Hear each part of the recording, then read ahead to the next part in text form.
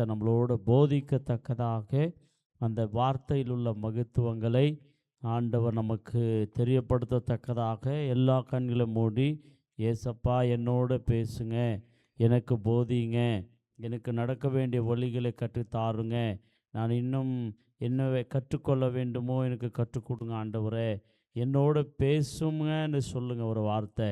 எல்லாரும் அப்படி ஏசப்பாவை பார்த்து நீங்கள் பேசும்போது நிச்சயமாகவே கர்த்தர் உங்களுக்கு ஆண்டவர் பேசுகிறவராய் இருக்கிறார். உங்கள் சூழ்நிலை அறிந்தவர், உங்களுடைய தேவைகளை அறிந்தவர், உங்களுடைய வாழ்க்கை அறிந்தவர், ஆண்டவர் பேசுகிற தெய்வமாக இருக்கின்றார். எல்லாரும் வாயை திறந்து சொல்லுங்க, இயேசுவே என்னோட நீங்கள் பேசுங்க, இயேசுவே எனக்கு நீங்கள் போதிங்கன்னு சொல்லுங்க. இன்னைக்கு இந்த போதனை இல்லாமல், கர்த்தருடைய வார்த்தை இல்லாமல் சுயமாக போகிறவர்கள் அதிகமாக உண்டு. அவங்களுடைய சொந்தமாக இஷ்டம் போல நடந்து வாழ்ந்துகிறவர்கள் அதிகமாக உண்டு. மனிதர்களுடைய வார்த்தைகளை கேட்டு கெட்டு போனவர்கள் அதிகமாக உண்டு. ஆனால் தேவனுடைய வார்த்தையை கேட்டவர்கள், கர்த்தருடைய வார்த்தையை கேட்டவர்கள், அவர்கள் ஒரு நாளும் கெட்டு போகிறதில்லை. கர்த்தருடைய வார்த்தையை எந்த மனுஷன் மதிக்கிறானோ, கர்த்தருடைய வார்த்தையை எந்த மனுஷன் கனப்படுத்துறானோ, கர்த்தருடைய வார்த்தைக்கு எந்த மனுஷன் செவி சாய்க்கிறானோ, அவர்கள் வாழ்க்கை ஆசீர்வதிக்கப்பட்டிருக்கிறது, அவர்கள் வாழ்க்கை உயர்த்தப்பட்டிருக்கிறது. அவர்களை கர்த்தர் அவர்களை இரட்டத்தனையான நன்மைகளாலே ஆசீர்வதிக்கிற நல்ல தெய்வமாயிருக்கிறார். எல்லாரும் சொல்லுங்க, என்னோட பேசும் ஆண்டவரே, எங்களோட பேசும் ஆண்டவரே, உமக்கு நன்றி தகப்பனே. இந்த ஆராதனையிலே என்னோட எங்களோட இடைபடுவீராக. நீங்க பேசுகிற ஒவ்வொரு முத்துக்களான வார்த்தைகளை நாங்கள் வாங்கி கொள்ளுகிறோம், நாங்கள் எங்கள் இருதயத்தில் எழுதி கொள்ளுகிறோம், எங்களுடைய வாழ்க்கையில நாங்கள் அதை ஆண்டவரை அனுசரிக்கிறோம். ஆண்டவரே, உம்முடைய தூய கரத்தில் என்னையும் எங்களையும் அர்ப்பணித்து ஒப்பு கொடுக்கிறோம். நீரே இடைப்பட்டு பேச முடி. இயேசுவின் நாமத்திலே ஜெபிக்கிறேன் ஜீவனுள்ள நல்ல பிதாவே, ஆமென். ஹல்லேலூயா. பக்கத்தில் இருக்கிறவர்களை பார்த்து கரங்களை பிடித்து, கர்த்தர் நல்லவர், அவர் கிருபை என்றும் உள்ளதுன்னு சொல்லுங்களாம் பார்க்கலாம். நாம் நிற்பதும் நிர்மூலமாகாமல் இருப்பதும் தேவனுடைய சுத்த கிருபை. சொல்லுங்க பிரதர்ஸ், யாருமே சொல்றதில்லை. நீங்கள் சொல்லும் போது நிச்சயமாகவே அந்த காரியங்களை கர்த்தர் செய்ய வல்லவராய் இருக்கிறார். ஹல்லேலூயா. பரலோகமே என் சொந்தமே என்று காண்பேனோ, பரலோகமே என் சொந்தமே என்று காண்பேனோ, என் இன்ப இயேசுவை என்று காண்பேனோ, என் இன்ப இயேசுவை நான் என்று காண்பேனோ. கரங்களை தட்டி, லோகமே என் சொந்தமே என்று காண்பேனோ. கரங்களை தட்டி சொல்லுங்க எல்லாரும், பரலோகமே என் சொந்தமே என்று காண்பேனோ.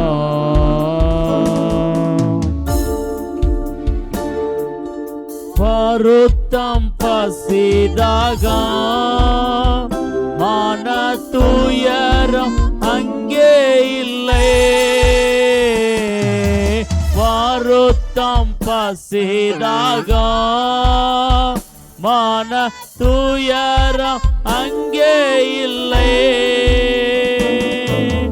விண்கிரீடம் வாஞ்சிப்பே, விண்ணவ பாதம் சேர்வே, விண்கிரீடம் வாஞ்சிப்பே, மன்னவர் பாதம் சேர்வே. பரலோகமே சொல்லுங்க எல்லாரும். என்று காண்பேனோ பரலோகமே என் சொந்தமே, என்று காண்பேனோ.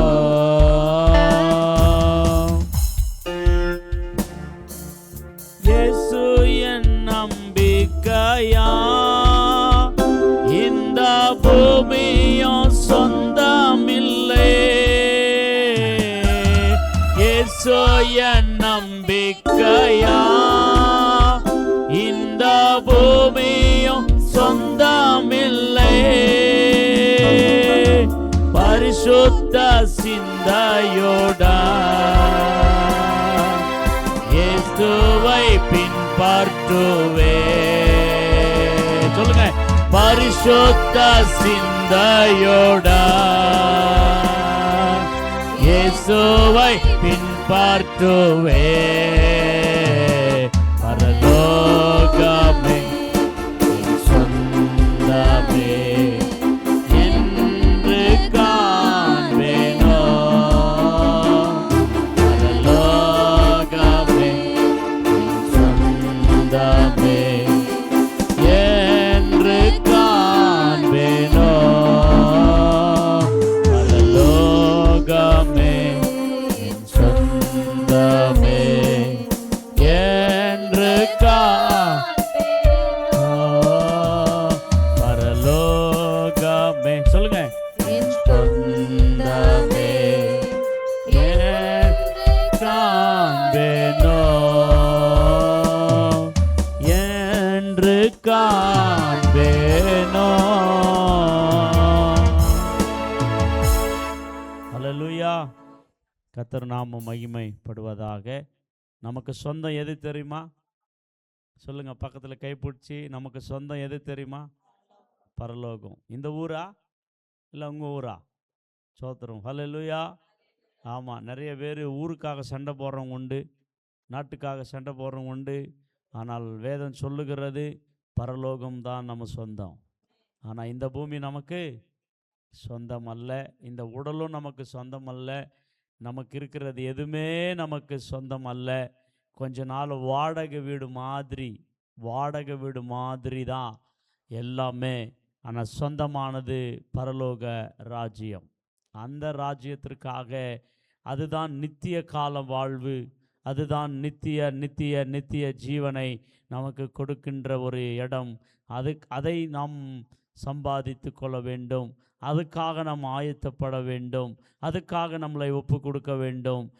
அதை பெற்றுக்கொள்ள வேண்டும் என்றால் நாம் என்ன செய்ய வேண்டும் என்ற அந்த நிச்சயத்திற்குள்ளே ஒவ்வொரு விசுவாசிகள் வர வேண்டும். பிரியமானவர்களே, ஹல்லேலூயா.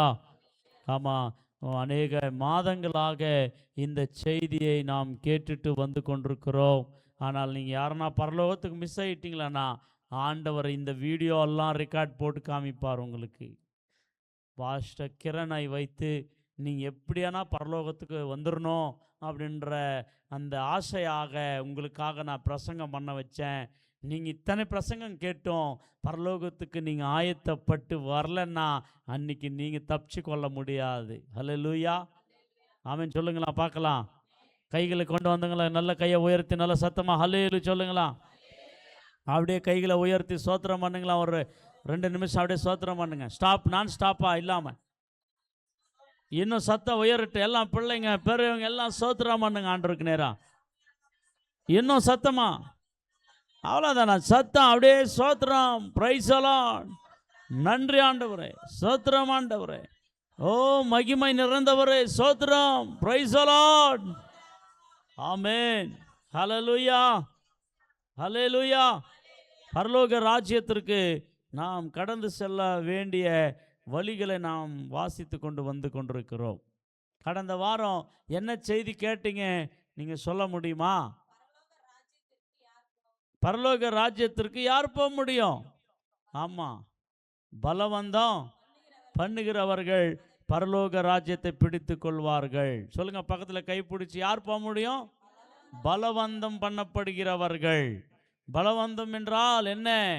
உங்களை பலவந்தமாக பரலோகத்தை பிடிச்சிக்கோங்க அப்படி அல்ல அர்த்தம். யாரெல்லாம் பரலோக ராஜ்யத்திற்கு அவர்கள் நோக்கி போகிறார்களோ அவர்கள் பை ஃபோர்ஸ் பலவந்தம் பண்ணப்படுவார்கள். நீ பரலோகம் போகக்கூடாது, பரலோக வழியில் போகக்கூடாதுன்னு சொல்லி உன் மேலே நிறைய எஃபெக்ட் எல்லாம் வரும் உனக்கு. ஆனாலும் எனக்கு பரலோகமே வேணும் என்று நிற்கிறான் பார்த்தீங்களா, அவன் தான் பலவந்தம் பண்ணப்படுகிறவன். ஹல்லேலூயா சொல்ல மாட்டீங்களா? அப்படின்னா பரலோக ராஜ்யம் ஆசமாசை இல்லை, சாதாரணமான ஒரு விஷயம் அல்ல. ஹல்லேலூயா சொல்லுங்க. அதில் ஒரு வசனத்தை மட்டும் நாம் வாசித்து விட்டு இன்னைக்கு இன்னொரு தலைப்பில் நாம் கடந்து செல்லலாம். முதலாவது செய்தி நாம் பார்த்தோம், பரலோக ராஜ்யத்துக்கு போனோம்னா மனம் திரும்ப வேண்டும். முதலாவது என்ன பார்த்தோம்? மனம் திரும்ப வேண்டும் என்று பார்த்தோம். ரெண்டாவது, நாம் மறுபடியும் பிறக்க வேண்டும் கர்த்தருக்குள்ளே என்று பார்த்தோம். மூன்றாவது, பலவந்தம் பண்ணப்படுகிறவர்கள் தான் பரலோக ராஜ்யத்திற்கு போவார்கள் என்று பார்த்தோம். அதில் ஒரு வசனம் லெஃப்ட் ஆயிடுச்சு. அந்த ஒரு வசனத்தை மட்டும் படிச்சுட்டு நாம் நாலாவது காரியத்திற்கு இன்னைக்கு கடந்து செல்லலாம். அப்போஸ்தலர் 14ஆம் அதிகாரம் 22ஆம் வசனம். அப்போஸ்தலர் 14ஆம் அதிகாரம் சீசருடைய மனதை திடப்படுத்தி 22ஆம் வசனத்தை எடுத்து பாருங்கள்.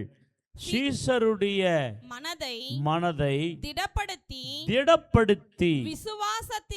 விசுவாசத்திலே நிலைத்திருக்கும்படி அவர்களுக்கு புத்தி சொல்லி நாம் அநேக உபத்திரவங்களின் வழியாய் தேவனுடைய ராஜ்யத்தில் பிரவேசிக்க வேண்டும் என்று சொன்னார்கள். ஹல்லேலூயா சொல்ல மாட்டீங்களா? அப்போ பரலோக ராஜ்யத்திற்கு போனோம்னா என்ன படணும்? இந்த பூமியில அநேக உபத்திரவங்கள். சொல்லுங்க எல்லாரும், சொல்லுங்க ஐயா. ஆமாம், நம்ம நினைக்கிறோம் ஐயோ நான் நல்லா இருந்தால் போதும் அப்படின்ட்டு. கவனிங்க, கிறிஸ்தவனாக பக்தியாக வைராக்கியமாக இன்னும் அதிகமாக கர்த்தருக்கு ஊழியம் செய்யும் போது, இன்னும் கர்த்தருக்கு நாம் நெருங்கும் போது பல பிரச்சனைகள் குடும்பத்தில் வரலாம், ஊழியத்தில் வரலாம். ஆமாம், அநேக பல உபத்திரவங்கள் வருங்க. பைபிள் வராதுன்னு சொல்லலை, ஆனால் உபத்திரவம் வழியாதான் பரலோக ராஜ்யத்திற்கு போனோம். எதுக்கு இந்த வார்த்தையை பவுல் அவங்களுக்கு சொன்னார் அப்படின்னா, அதுக்கு முன்னாடி நம்ம பார்த்தோம்னா பவுலுக்கு ரொம்ப உபத்திரம் வந்துச்சு. சுவிசேஷம் அறிவிக்க கூடாதபடிக்கு, இயேசுவை சொல்லக்கூடாதபடிக்கு பட்டணங்களை விட்டு துரத்தினார்கள். கல் எடுத்து அடித்தார்கள், பவுலை கல் எடுத்து அடித்தார்கள். பயங்கரமாய் டெம்டேஷன் ஆச்சு பவுலுடைய வாழ்க்கையிலே. இதை பார்த்தாங்க சீஷர்கள், இதை பார்த்தாங்க இயேசுவை ஏத்துக்கினவங்க. ஐயோ பவுலுக்கே இந்த கதின்னா நாளைக்கு நமக்கு இந்த கதி ஆகுமே அப்படின்னு பயப்படுவாங்க. பயந்து இயேசுவை விட்டுருவாங்க. அப்படி விட்டாங்களான்னா பரலோக ராஜ்யத்தில் மிஸ் ஆயிடுவாங்க. அதுக்காக தான் அவங்களோட பேசுறாரு, சீஷர்களோட. அவங்க மனதை திடப்படுத்தி, சீஷர்களே மனதை திடப்படுத்துங்கள், எனக்கு கல்லடி வந்துச்சு, என்ன டெம்ப்ட் பண்ணாங்கன்னு நீங்க பயப்படாதீங்க, ஏன்னா அதெல்லாம் வாங்கணும், அதெல்லாம் வரும். ஹல்லேலூயா சொல்ல மாட்டீங்களா? அதெல்லாம் வரும். ஹல்லேலூயா சொல்லுங்க. ஆமென் சொல்ல மாட்டீங்களா? ஆமாம், கடந்த நாட்களிலே ஊழியக்கார் கூடுகை நடக்கின்ற போது சித்தூர்லேருந்து பாஸ்டர் பிரசாத் அவர்கள் ஒரு பாஸ்டரை சாட்சி கொடுக்கும்படியாக நேரத்தை ஒதுக்கலாம் அப்படின்னு அவருக்கு சாட்சி கொடுத்தோம். பிரியமானவங்களை, அவர் போட்டு கொண்டிருக்கிற ஒயிட் அண்ட் ஒயிட் தான் தெரியுது. ஆனால் கவனிங்க, அவரை மரத்துக்கு கட்டி எல்லாம் அடித்தாங்களாம். ஆமாம், செருப்பாலே அடித்தாங்களாம் அவரை, ஊழியம் செய்யக்கூடாதுன்னு சொல்லி. ஹல்லேலூயா சொல்லுங்க. ஆமாம், அவரை கொலை செய்யும்படி பார்த்தாங்களாம். அவருக்கு பயங்கரமான ஊரே அகைனிஸ்ட் ஆயிடுச்சுங்களாம். இயேசுவை பற்றி அறிவிக்க கூடாதுன்னு சொல்லி கொலை செய்யும்படி பார்த்தாங்களாம். ஆனால் உண்மையாகவே அந்த சாட்சியை நாங்கள் கேட்டோம். எவ்வளோ ஆண்டவருக்காக அத்தனை அடிகள் வாங்கி மரத்துக்கு கயிறில் கட்டி ஊரெல்லாம் வந்து அடிச்சிருக்காங்களாம்.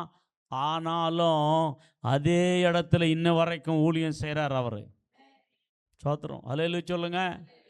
ஆமாங்க, அந்த சாட்சியை கேட்டு என் உள்ளம் உடைந்தது. எவ்வளோ அற்புதமாக கர்த்தருக்காக அடி வாங்கி இங்கே இந்த ஊரில் வரக்கூடாதரா, நீ ஓடிடுறா அப்படின்னு சொல்லியிருக்காங்க. இந்த ஊரில் எந்தன்னா நீ கொன்றுவேன் அப்படின்னு சொல்லியிருக்காங்க. அதே இடத்துல அதே ஊரில் இன்னைக்கு பாஸ்டர் பிரசாத் அவர்கள் சபை கட்டி இன்னைக்கு ஆராதனை நடத்தி கொண்டிருக்கிறார்கள். அதுதான் சவாலான ஊழியம். அல்லேலூயா சொல்லுங்க. அப்படிப்பட்டவர்களை நம்ம பாராட்ட வேண்டும். அப்படிப்பட்டவர்களுக்கு தோள் கொடுத்து நிற்க வேண்டும். பயந்தாங்கோலி எல்லாம் ஊழியக்காரன் கிடையாது. கம்ஃபர்ட்டாக ஊழியம் செய்கிறவெல்லாம் ஊழியம் கிடையாது. கவனிங்க, எதிர்ப்பு இருக்கிற இடத்துல ஊழியம் செய்கிறது தான் உண்மையான ஊழியம். அப்போ கவனிச்சிங்களா? இங்கே பவுல் கூட அதுதான் சொல்கிறாரு. அநேக உபத்திரவங்கள், 1 2 அல்ல. நம்ம நினச்சிக்கிறோம், ஐயோ நம்ம ஊழியம் நல்லா பண்ணுறோமே, நல்லா ஜெபம் பண்ணுறோமே, நல்லா பிரசங்கம் பண்ணுறோமே, நல்ல உண்மையாக இருக்கிறோமே, நமக்கு எதுக்கியா இந்த உபத்திரம் வருதுன்னு நிறைய கேள்வி. கவனிங்க, நீ நல்லா இருக்கிறதுனால தான் உனக்கு உபத்திரம் அதிகம். அல்லேலூயா சொல்லுங்க.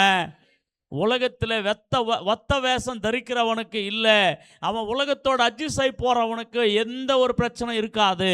ஆனால் இயேசுவுக்காக வைராக்கியமாய் நிற்கின்ற போது உலகம் நம்மளை எதிர்க்கும், மனிதர்கள் நம்மளை எதிர்ப்பார்கள், ஊர் நம்மளை எதிர்க்கும், 10 பேர் நம்மளை எதிர்ப்பார்கள். அந்த எதிர்ப்பில் கூட நீ அவளுக்கு பயந்து சாஞ்சு போயிட்டானா நீ ஊழியம் செய்ய முடியாது. இயேசுவுக்காக நிற்க வேண்டும். ஆமென் சொல்ல மாட்டீங்களா? அல்லேலூயா. அதனால்தான் பலவந்தம் பண்ணப்படுகிறவர்கள் எங்கே அவங்க எலிஜிபிள்? பரலோக ராஜ்யத்திற்கு அவர்கள் எலிஜிபிள். பலவந்தம் பண்ணப்படுறாங்களா? எங்கெல்லாம் துன்பப்படுறீங்களா, உபத்திரவப்படுறீங்களா, அது உங்களுக்கு நல்லது. தாவீது சொல்றாரு, நான் உபத்திரவப்படுவது எனக்கு நல்லது, அதனால உன் நியாய பிரமாணங்களை நான் கற்றுக்கொள்ளுகிறேன். ஏதோ சம்திங் ஆண்டவர் நமக்கு கற்றுக் கொடுக்கிறார் இந்த உபத்திரவங்கள் வழியாக, இந்த டெம்டேஷன் வழியாக. அதனால் தான் நீ கற்றுக்கொள்ள வேண்டும், நீ தேற வேண்டும், நீ உருவாக வேண்டும், நீ தயாராக வேண்டும், நீ ஆயத்தப்பட வேண்டும். எங்கே? பரலோக ராஜ்யத்திற்கு. பிரியமானவர்களே, அதுதான் கர்த்தர் எதிர்பார்க்கிறார்.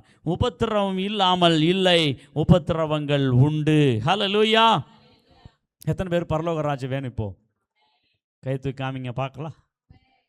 நல்லா தூக்கி காமிங்க. நீங்கள் அரை கை தூக்குனீங்களான்னா, 4 கை தூக்கினா வேணான்ற மாதிரி அர்த்தம். பரலோக ராஜ்யம் வேணுமா? சரி, உங்களை ஒரு கேள்வி கேட்குறேன். உபத்திரவங்கள் உங்களுக்கு வரும், நீங்கள் அதை சகிக்க தயாராக இருக்கீங்களா? நிற்க தயாராக இருக்கீங்களா? ஆமென். உபத்திரவங்கள் வரும், ஆனால் அந்த உபத்திரவங்களிலே நீங்கள் சகித்து நின்றால்தான் பரலோக ராஜ்யத்திற்கு போக முடியும். அல்லேலூயா. ஆமென். இன்னைக்கு புதிய ஒரு செய்திக்குள்ளாக நாம் கடந்து செல்லலாம். 4வது, பரலோக ராஜ்யத்திற்கு யார் போக முடியும்? முதலாவது சொல்லுங்க, பரலோக ராஜ்யத்துக்கு யார் போக முடியும்? சொல்லுங்க. மனம் திரும்ப வேண்டும். எல்லாம் நல்ல சத்தமாக சபையில் கேட்குற மாதிரி சொல்லுங்க. என்ன திரும்பணும்? மனம் திரும்பணும். அவனுக்கு பரலோக ராஜ்யம் கேரண்டி. 2வது, புதுதாய் பிறந்த அனுபவத்துக்குள்ளே இருக்கிறவனுக்கு பரலோகம் கேரண்டி. 3வது, பலவந்தம் பண்ணப்படுகிறவர்கள், அவங்க தான் உபத்திரவப்படுகிறவர்கள், பரலோக ராஜ்யத்திற்கு கேரண்டி. உபத்திரவப்பட்டவன் இயேசுவை விட்டுட்டு போயிட்டாக்க அல்ல, இயேசுக்குள்ளே நிற்கணும், அவன் தான் பரலோக ராஜ்யத்திற்கு கேரண்டி. எந்த சந்தேகமே கிடையாது. 4வது, பரலோக ராஜ்யத்திற்கு யார் போக முடியும்? வாசிங்க. மத்தேயு 7ஆம் அதிகாரம் 21ஆம் வசனம். மத்தேயு 7ஆம் அதிகாரம் 21ஆம் வசனம். எல்லாம் எடுத்துக்கொள்வோம். பரலோகத்திலே இருக்கிற என் பிதாவின் சித்தத்தின்படி செய்கிறவனே பரலோக ராஜ்யத்தில் பிரவேசியானே அல்லாமல் என்னை நோக்கி கர்த்தாவே கர்த்தாவே என்று சொல்லுகிறவன் அதில் பிரவேசிப்பதில்லை. ஹல்லேலூயா. கிளியரா போட்டிருக்கா? இயேசப்பாவே இந்த பிரசங்கத்தை பண்றாரு.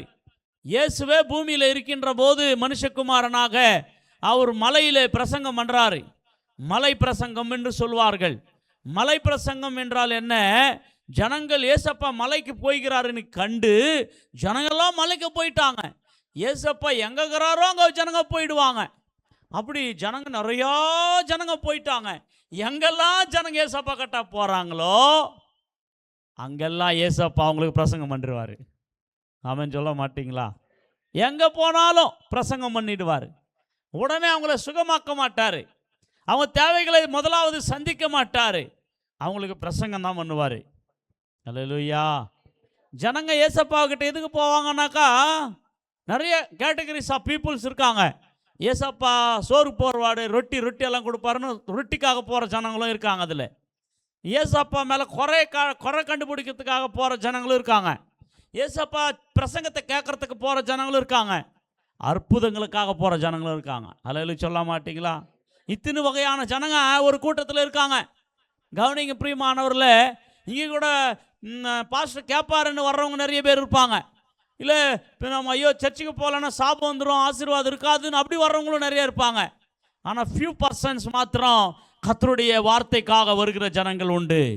கொஞ்சம் ஜனங்கள் அற்புதத்துக்காக வருகிற ஜனங்கள் உண்டு. ஆமென், ஹல்லேலூயா. ஆனால் நான் சொல்லட்டும், நீ எப்படிப்பட்ட கூட்டமாக இருக்கணும்னா கர்த்தருடைய வார்த்தைக்காகவே வர வேண்டும். கர்த்தரை ஆராதிக்கிறதுக்காகவே வர வேண்டும். கணக்காக வரக்கூடாது, மெம்பர்ஷிப்காக வரக்கூடாது, பிளெஸ்ஸிங்காக வரக்கூடாது. கர்த்தருடைய வார்த்தைக்காகவே வர வேண்டும். கர்த்தரை உயர்த்தி ஆராதிப்பதற்காகவே வர வேண்டும். அப்படியேப்பட்டவர்கள் தான் தேவ சமூகத்தில் ஓடி வருவார்கள். அன்னைக்கும் மலையிலே அப்படி கூட்டங்கள் வரும்போது இயேசு ஆண்டவர் அவர்களுக்கு பிரசங்கித்தார். அப்போ பிரசங்கித்த பிரசங்கம் தான் மத்தேயு 5-7 வரைக்கும், 5, 6, 7 3 சாப்டர் மலையில் பிரசங்கம் பண்ண பிரசங்கம் தான். 8ஆம் சாப்டரில் தான் மலையை விட்டு இறங்கி வர்றாரு கீழே. அப்போ தான் அற்புதங்களை செய்கிறாரு. ஹல்லேலூயா சொல்லுங்க. அப்போது வேதத்தை நம்ம கோர்வாக படிக்கணும். நல்ல ஞானத்தோடு பரிசுத்த ஆவியானுடைய ஒத்தாசையோடு வேதத்தை நாம் படிக்கின்ற போது அந்த வேதத்தினுடைய ரெவலேஷன், அந்த வேதத்தினுடைய மர்மங்களை கர்த்தர் நமக்கு போதிக்க வல்லவராய் இருக்கின்றார். நல்ல கவனிங்க பிரியமானவர்களே, நீங்கள் பாருங்கள் 7ஆம் அதிகாரத்தில் 21ஆம் வசனத்தில் ஆண்டவராகிய தேவன் என்ன சொல்கிறாரு அப்படின்னா, பரலோக ராஜ்யத்திற்கு யார் போவான் யார் போகமாட்டான் அப்படின்னு சொல்கிறாரு. ஹல்லேலூயா சொல்லுங்க. பரலோக ராஜ்யத்துக்கு யார் போகமாட்டான் அப்படின்னாக்கா, கர்த்தாவே கர்த்தாவேன்னு வாயில் கூப்பிடுவான். இயேசுவே இயேசுவே அப்படின்னு கூப்பிடுவான். சோத்திரம் சோத்திரம் அப்படின்னு வாயில் தான் இருக்கும், ஆனால் கிரியைகளிலே இருக்காது. அவங்களுடைய பார்க்கும்போது இன்னர் லைஃப்பில் ஜீசஸ் இருக்க மாட்டார். குடும்ப வாழ்க்கையிலே ஜீசஸ் இருக்க மாட்டார். சும்மா மேலோட்டமாக ஜனங்களுக்கு மட்டும் நான் பக்தி உள்ளவன், நான் பக்தி உள்ளவள் என்று சொல்லிக்கொள்ள நம்ம பெருமையாக ஏசப்பாவை பற்றி கூப்பிடுவோம். இல்லைப்பா ஏசப்பா பற்றி துதிக்கிற மாதிரி நடிப்போம். ஆனால் கவனிங்க, இன்னைக்கு வாயின் வார்த்தையிலே நீ ஏசப்பா ஏசப்பா நீ எத்தனை முறை சொன்னாலும், ஏசப்பாவுடைய நாமத்தை உச்சரித்தாலும், நீ பரலோகத்தில் இருக்கிற தேவனுடைய சித்தத்தை நீ செய்யலன்னா பரலோகத்துக்கு போக முடியாதுன்னு சொல்லிட்டாரு ஜீசஸ். ஹல்லேலூயா. இன்னைக்கு இயேசு பேரை உச்சரிக்கிறவர்கள் அதிகமாக உண்டு. ஏசப்பா நாமத்தை பாடுறவங்க அதிகமாக உண்டு. ஏசப்பா நாமத்தை சொல்றவங்க அதிகமாக உண்டு. ஆனால் அவர் சித்தத்தை அறிந்து செய்கிறவர்கள் கொஞ்சம் பேர் தான் இருக்கிறாங்க. அவர் சித்தம் செய்யலைன்னா உன் வாழ்க்கை சுத்தமாகாது. நீ சுத்தமாகலைன்னா நீ பரலோகத்துக்கு போக முடியாது. ஹல்லேலூயா சொல்ல மாட்டீங்களா? கவனிங்க, ஆண்டவர் என்ன சொல்ல வர்றாரு? அவர் சித்தம் செய்கிறவன் பரலோக ராஜ்யத்திற்கு போவான். அப்போ அவர் சித்தம் என்றால் என்ன அது தெரியணுமே உங்களுக்கு. ஆமாம், சித்தம் என்றால் வில் ஆஃப் காட். இங்கிலீஷில் will of God. Will of God என்றால் சித்தம் என்று அர்த்தம். சித்தம் என்றால் என்ன? நிறைய பேர் இப்படி சொல்லுவாங்க, ஜெபம் பண்ணிட்டு, கடவுள் சித்தம் இருந்தால் நடக்கட்டும், கடவுள் சித்தம் இருந்தால் இது நடக்கட்டும், கடவுள் சித்தம் இருந்தால் கொடுக்கட்டும் அப்படின்னு சொல்லுவாங்க. ஜெபம் பண்ணிட்டு ஏசப்பா உன் சித்தமே நடக்கட்டும் ஏசப்பா அப்படின்னு சொல்லுவாங்க. அப்போது நிறைய பேர் சித்தம் அப்படின்றாங்க. அப்போ சித்தம்னா என்ன தெரியாமல் நிறைய பேர் இருக்காங்க. பிரியமானவங்களே, சித்தம் அப்படின்றால் காட்ஸ் டிசைர். டிசைர் என்று சொன்னால் அவருடைய கோரிக்கை, அவருடைய இஷ்டம். ஹல்லேலூயா சொல்ல மாட்டீங்களா? அதுதான் அவருடைய சித்தம்.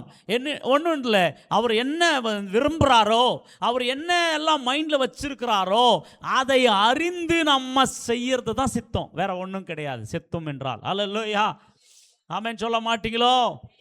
ஆமாம் பிரியமானவங்களே, நம்ம இந்த சித்தன்ற பார்க்கும்போது 3 டைப்ஸ் ஆஃப் கிளாசிஃபிகேஷன் இருக்கிறது சித்தத்தில். ஆமாம், முதலாவது தேவனுடைய சித்தம். ஹல்லேலூயா சொல்லுங்க. அந்த தேவனுடைய சித்தத்தில் 2 டைப்ஸ் இருக்கிறது. Common will of God and special will of God என்று 2 இருக்கிறது. இப்போ கவனிங்க, நம்ம உலகத்தில் இருக்கிற எல்லா மனுஷர்கள் மேலே தேவன் ஒரு சித்தம் கொண்டிருக்கிறார். அந்த சித்தத்தை தான் காமன் வில் ஆஃப் காட் அப்படின்னு சொல்லுவாங்க. அப்படின்னா ஒரு சாதாரணமான எல்லாருக்கும் ஒரு பொதுவான ஒரு சித்தம் ஆண்டவர் கொண்டிருக்கிறார். அது பொதுவான சித்தத்தில் நம்ம வந்துட்டோம்னா நமக்கு பரலோக ராஜ்யம் கிடைக்கும். ஸ்பெஷல் வில் ஆஃப் காட் அப்படின்னா ஒரு பிரத்யேகமான ஒரு சித்தத்தையும் ஆண்டவர் வைத்திருக்கிறார். அந்த பிரத்யேகமான சித்தத்தையே நிறைவேற்றும்படி தான் ஒரு சிலரை ஆண்டவர் தெரிந்து கொள்ளுகிறார். காமன் சித்தத்திலிருந்து ஸ்பெஷல் சித்தத்தை செய்யும்படி ஒரு சிலரை ஆண்டவர் தெரிந்து கொள்ளுகிறார். Like a Abraham is a special will of God. Like a David is a special will of God. Is a Moses is a special will of God. Is a Paul is a special will of God. Is not a common will of God. சாதாரணமான சித்தம் ஒன்று இருக்கிறது. அந்த சாதாரண சித்தத்தை எல்லாரும் செஞ்சா பரலோகத்துக்கு போயிடுவோம். நீ ஸ்பெஷல் வில் செய்ய தேவையில்லை. ஸ்பெஷல் வில் எதுக்குன்னா அவருடைய பர்பஸை இன்னும் போல்டா செய்யறதுக்காக ஒரு சிலர் அதிலிருந்து வேறு பிரிக்கிறார். அதுதான் ஸ்பெஷல் வில் ஆஃப் காட். அல்லேலூயா சொல்ல மாட்டீங்களா? மூன்றாவது மேன்ஸ் வில் ஆஃப் காட். ஆண்டவருக்கு மனுஷனுக்கும் ஒரு சித்தத்தை வச்சிருக்கிறாரு. அது சுதந்திரமான சித்தம். இன்னைக்கு மனிதர்கள் எதில் போகிறாங்க அப்படின்னாக்கா காட்ஸ் காமன் வில் ஆஃப் காட்ல போகிறீங்களா, இல்லை விட்டால் ஸ்பெஷல் வில்லில் போகிறீங்களா, இல்லைன்னா நீங்களுடைய ஓன் வில் ஆஃப் காட் மனுஷனுடைய சுய சித்தம் இருக்குது. இன்னைக்கு நிறைய பேர் நடக்கிறது எது தெரியுமா? மனுஷனுக்கு ஒரு சித்தம் வச்சிருக்கிறான், மனுஷனுக்கு ஒரு ஆசாபாசங்கள் இருக்குது, மனுஷனுக்கு ஒரு இஷ்டம் இருக்குது. அதில் தான் குடும்பத்தை நடத்தி கொண்டிருக்கிறாங்க. இன்னைக்கு நிறைய பேர் அதில் தான் ஓடிக்கொண்டிருக்கிறாங்க. ஓ சித்தத்தில் ஓடிட்டு இது கடவுள் சித்தம் அப்படின்னு போட்டேன்னா ராங். அந்த சித்தம் அல்ல. உன் சித்தம் சாகணும், கடவுளுடைய சித்தம் நடக்கணும். அல்லேலூயா சொல்லுங்க. ஆமென் சொல்ல மாட்டீங்களா? இது ஒரு பெரிய சப்ஜெக்ட்.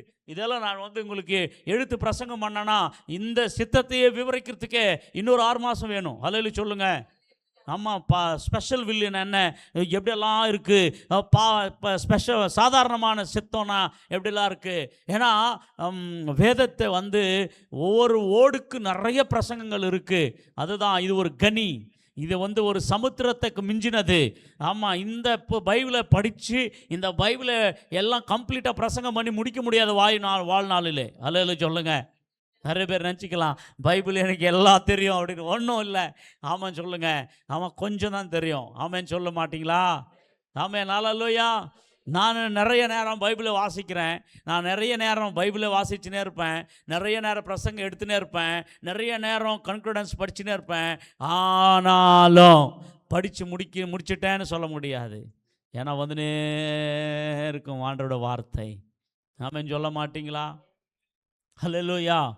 ஆனால் ஒரு சின்ன கன்ஃபியூஸ் என்ன தெரியுமா? எதை பிரசங்கம் பண்ணுறது எதை விட்டுறதுன்னு தான் கன்ஃபியூஸ் எனக்கு. அவ்வளோதான். ஆமென் சொல்ல மாட்டிங்களா? நிறைய பேருக்கு பார்த்தா என்னப்பா பிரசங்கம் பண்ணணும் அப்படின்னு நிறைய பேர் கன்ஃபியூஸு. எனக்கு அப்படி அல்ல, எதை சொல்லணும் எதை சொல்லக்கூடாது என்ற ஒரு கன்ஃபியூஸ். சரி, நம்ம போகலாம். நம்ம அந்த காமன் வில்லு, ஜென்ரல் வில்லு, இந்த வில்லெல்லாம் இப்போ வானா ஒரே ஒரு வில்லுக்கு போகலாம். கர்த்தருடைய சித்தத்தை நாம் அறிந்து கொள்ள போகிறோம். ஆமென் சொல்ல மாட்டிங்களா? எத்தனை பேருக்கு ஆசை கர்த்தருடைய சித்தத்தை அறிந்து கொள்ள வேண்டும் என்று சொல்லி? ஆமென் சொல்ல மாட்டிங்களா? இந்த சாதாரண வில்லு அப்படின்ற சொல்கிறது என்னென்னா, எல்லா மனிதரும் ரட்சிக்கப்படணும், எல்லா மனிதன் ஆண்டரை துதிக்கணும், எல்லா மனிதன் ஆண்டரை தேடணும், எல்லா மனிதன் பரிசுத்தமாக வாழணும், எல்லா மனுஷன் தேவ சமூகத்துக்கு வரணும், எல்லா மனுஷன் தேவனை மகிமைப்படுத்தணும், இயேசுக்காக எதனா செய்யணும். இது சாதாரண வில். எல்லாம் சாதாரண வில். கர்த்தருக்கு கொடுக்கணும். இதெல்லாம் சாதாரணமான ஒரு சித்தத்தை குறிக்கிறது. அல்லேலூயா.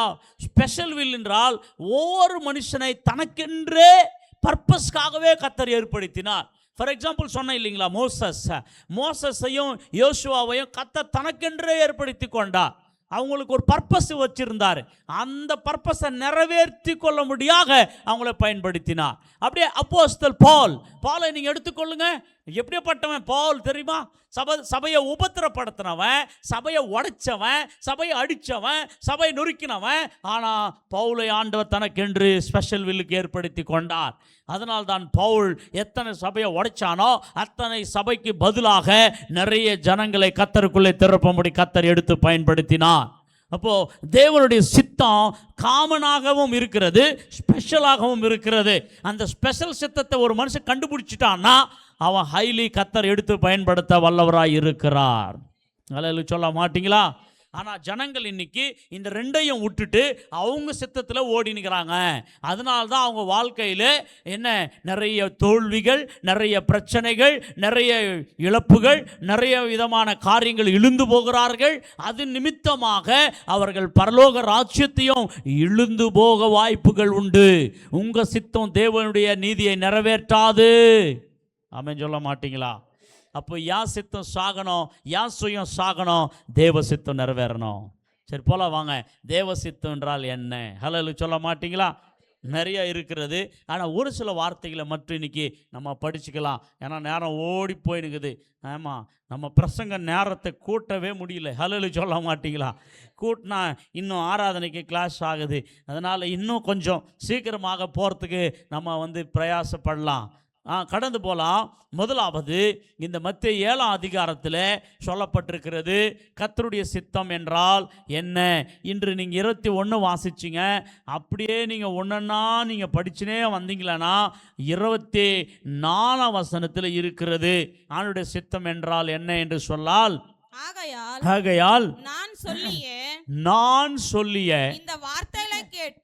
இந்த வார்த்தைகளை கேட்டு இவைகளின்படி செய்கிறவன் எவனோ. ஃபர்ஸ்ட் கர்த்தருடைய வில் என்ன தெரியுமா?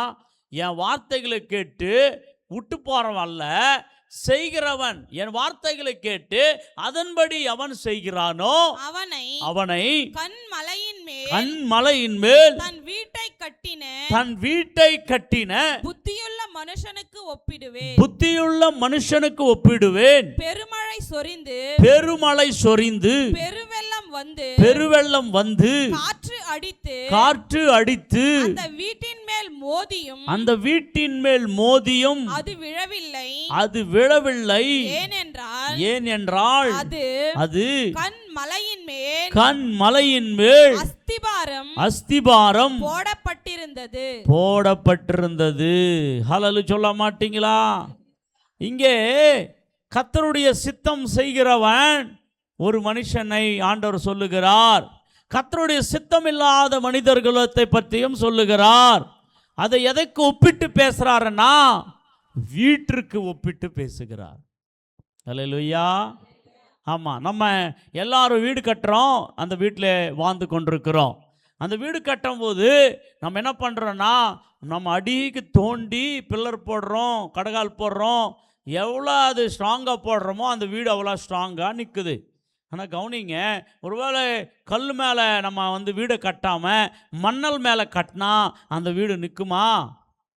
இப்போ யார் மணல் மேலே கட்டப்பட்டவங்க, யார் கல் மேலே கட்டப்பட்டவங்க அப்படின்னு பார்த்தா நல்லா கவனிங்க, வார்த்தை கேட்டு அதன்படி செய்கிறவன் தான் அவனுடைய வாழ்க்கை கல் மேலே கட்டப்பட்ட வீட்டுக்கு ஒப்பாக இருக்கிறான். அல்லேலூயா சொல்லுங்க. இப்போ கவனிங்க, நிறைய விசுவாசிங்க இன்னைக்கு கர்த்தருடைய வார்த்தை கேட்டு கர்த்தருடைய வார்த்தையின் மேலே கட்டப்பட்டுங்கிறாங்களா அவங்க வாழ்க்கை தான். இப்போ இந்த வீடு மனுஷனுடைய வாழ்க்கைக்கு அடையாளமாக கர்த்தர் பேசுகிறாரு. கவனிங்க, எந்த ஒரு வீடு பாறை மேலே கல் மேலே நல்லா தோண்டி ஃபவுண்டேஷன் போட்ட வீடு எப்படி காத்தடிச்சாலும் வெள்ளம் வந்தாலும் மழை வந்தாலும் என்ன வந்தாலும் அந்த வீடு ஸ்ட்ராங்காக இருப்பதற்கு ஒரே ஒரு காரணம், அது நல்ல ஃபவுண்டேஷன் மேலே கட்டப்பட்டிருக்கிறதுனால. இப்போ என்ன சொல்ல வர்றாருன்னா, யாரெல்லாம் கர்த்தருடைய வசனத்திலே ஃபவுண்டேஷன் போடப்பட்டிருக்காங்களோ, கர்த்தருடைய வசனத்தில் யாரெல்லாம் நடப்பட்டிருக்காங்களோ, கர்த்தருடைய வார்த்தை மேலே யாரெல்லாம் தங்கள் வாழ்க்கையை கட்டி கொண்டிருக்காங்களோ அவர்கள் விழுந்து போக மாட்டார்கள். ஆமென் சொல்ல மாட்டீங்களா? அல்லேலூயா. கர்த்தருடைய வசனம் இல்லாமல் ஒரு ஸ்தாபனத்தையோ ஒரு சபையோ நிறைய பேர் இன்னைக்கு இப்படியெல்லாம் கட்டப்பட்டிருக்காங்க. அம்மா நான் பெரிய சர்ச்சுக்கு போகிறேன், அந்த பெரியதுன்றது மேலே கட்டப்பட்டிருக்காங்க வாழ்க்கை. நோ ஓட் அவங்க விழுந்துருவாங்க. அல்லேலூயா சொல்லுங்க.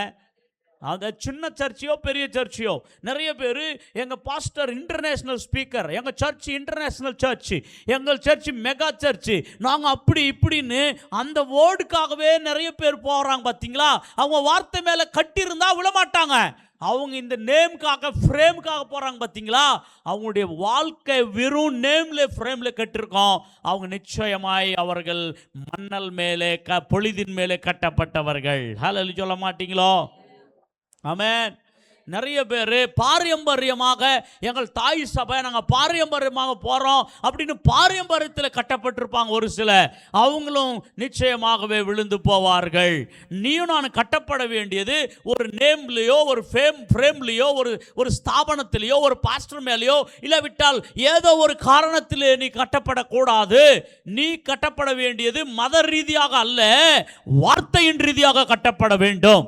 கர்த்தருடைய வசனம் என்ன சொல்லுதோ, கர்த்தருடைய வசனத்துக்கு நீ பயப்படுறதும், கர்த்தருடைய வசனத்துக்கு கீழ்ப்படுறதும், கர்த்தருடைய வசனத்தின்படி உங்களுடைய செய்கைகளை, வார்த்தைகளை, எண்ணங்களை, கிரியைகளை மாற்றிக்கொண்டு உங்களை கொண்டு பாவத்திற்கு நீங்கள் கர்த்தருடைய வார்த்தை கனம் பண்ணி, கர்த்தருடைய வார்த்தை என்ன சொல்லுதோ அதை தான் மதிப்பேன், அதுக்கு தான் கீழ்ப்படிவேன் என்று உங்கள் வாழ்க்கை நீங்கள் கட்டி கொண்டிருப்பீங்கன்னா நீங்கள் அஸ்திபாரத்தின் மேலே கட்டப்பட்டவர்கள். அந்த அஸ்திபாரம் யார் தெரியுமா?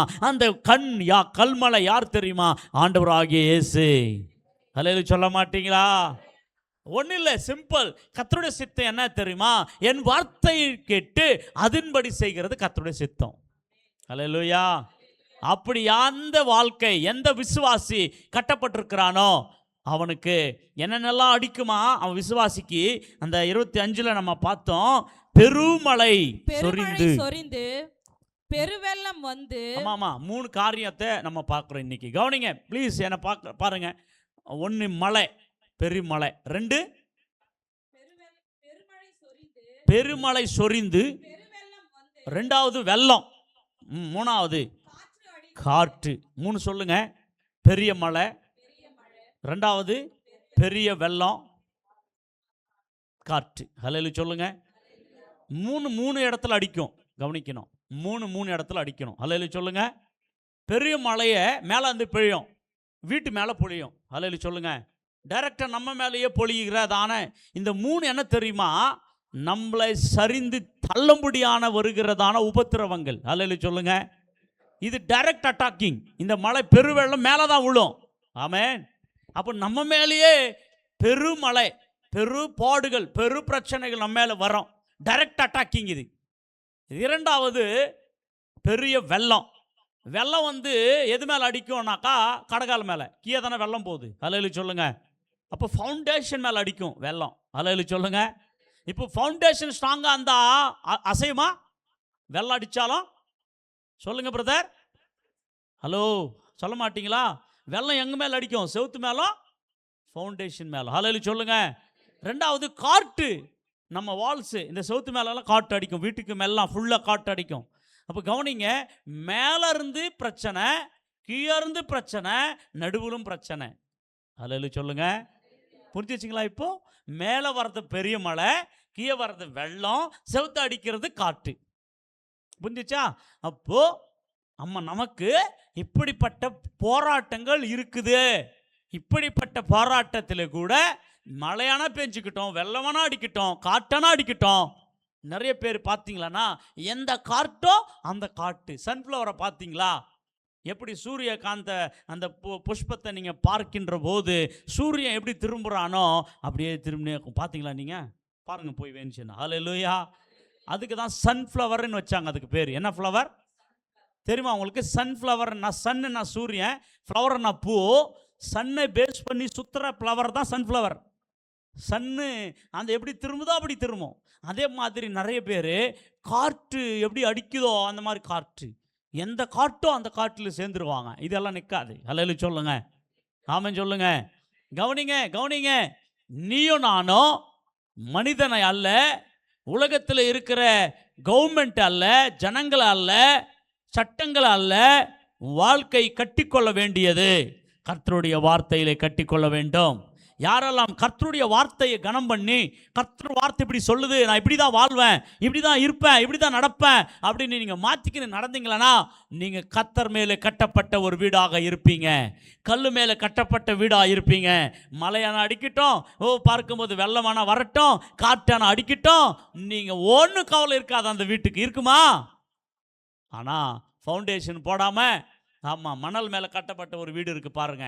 26ஆம் வசனத்துல, நான் ஆமா, சொல்லிய இந்த வார்த்தை நான் சொல்லிய இந்த வார்த்தையை வார்த்தைகளை கேட்டு கேட்டு இவைகளின்படி செய்யாதிருக்கிறவன் எவனோ, ஆமாங்க, எவன் செய்யாதிருக்கிறான் அவன் அவன் அவன் தன் வீட்டை மணலின் மேல் கட்டின கட்டின புத்தி இல்லாத மனுஷனுக்கு ஒப்பிடப்படுவான். பெருமழை சொரிந்து பெருவெள்ளம் வந்து காற்று அடித்து அந்த வீட்டின் மேல் மோதின போது அது விழுந்து முழுவதும் அழிந்தது என்றார். ஹல்லேலூயா சொல்லுங்க. இப்போ நீ என்ன வீடு?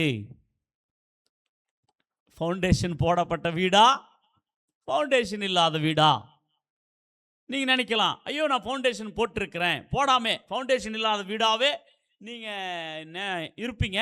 ஆனால் நீங்கள் நினச்சிக்குவீங்க நான் ஃபவுண்டேஷன் மேலே இருக்கிறேன். அப்போ எப்போ இதெல்லாம்னா இந்த 3 காரியம் நம்ம உங்கள் வாழ்க்கை மேலே வரும்.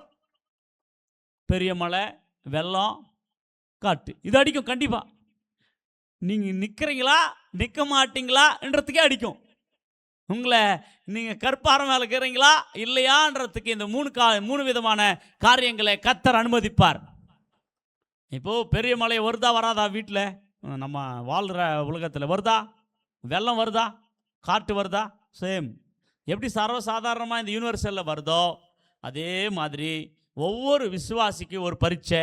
ஒவ்வொரு விசுவாசி எப்படி கர்த்தருக்குள்ள சித்தத்தில் இருக்கிறானா இல்லையான்னு ஃபைண்ட் அவுட் பண்ணுறதுக்காக இந்த 3 ஆண்டவர் நிச்சயமாய் அனுமதிப்பார். பிரசங்கிக்கிற நானானா சரி, பிரசங்க கேட்டுங்கிற நீங்களானா சரி, எல்லாருக்கும் உண்டு. இதில் யாரையும் தப்பிச்சு கொள்ள முடியாது.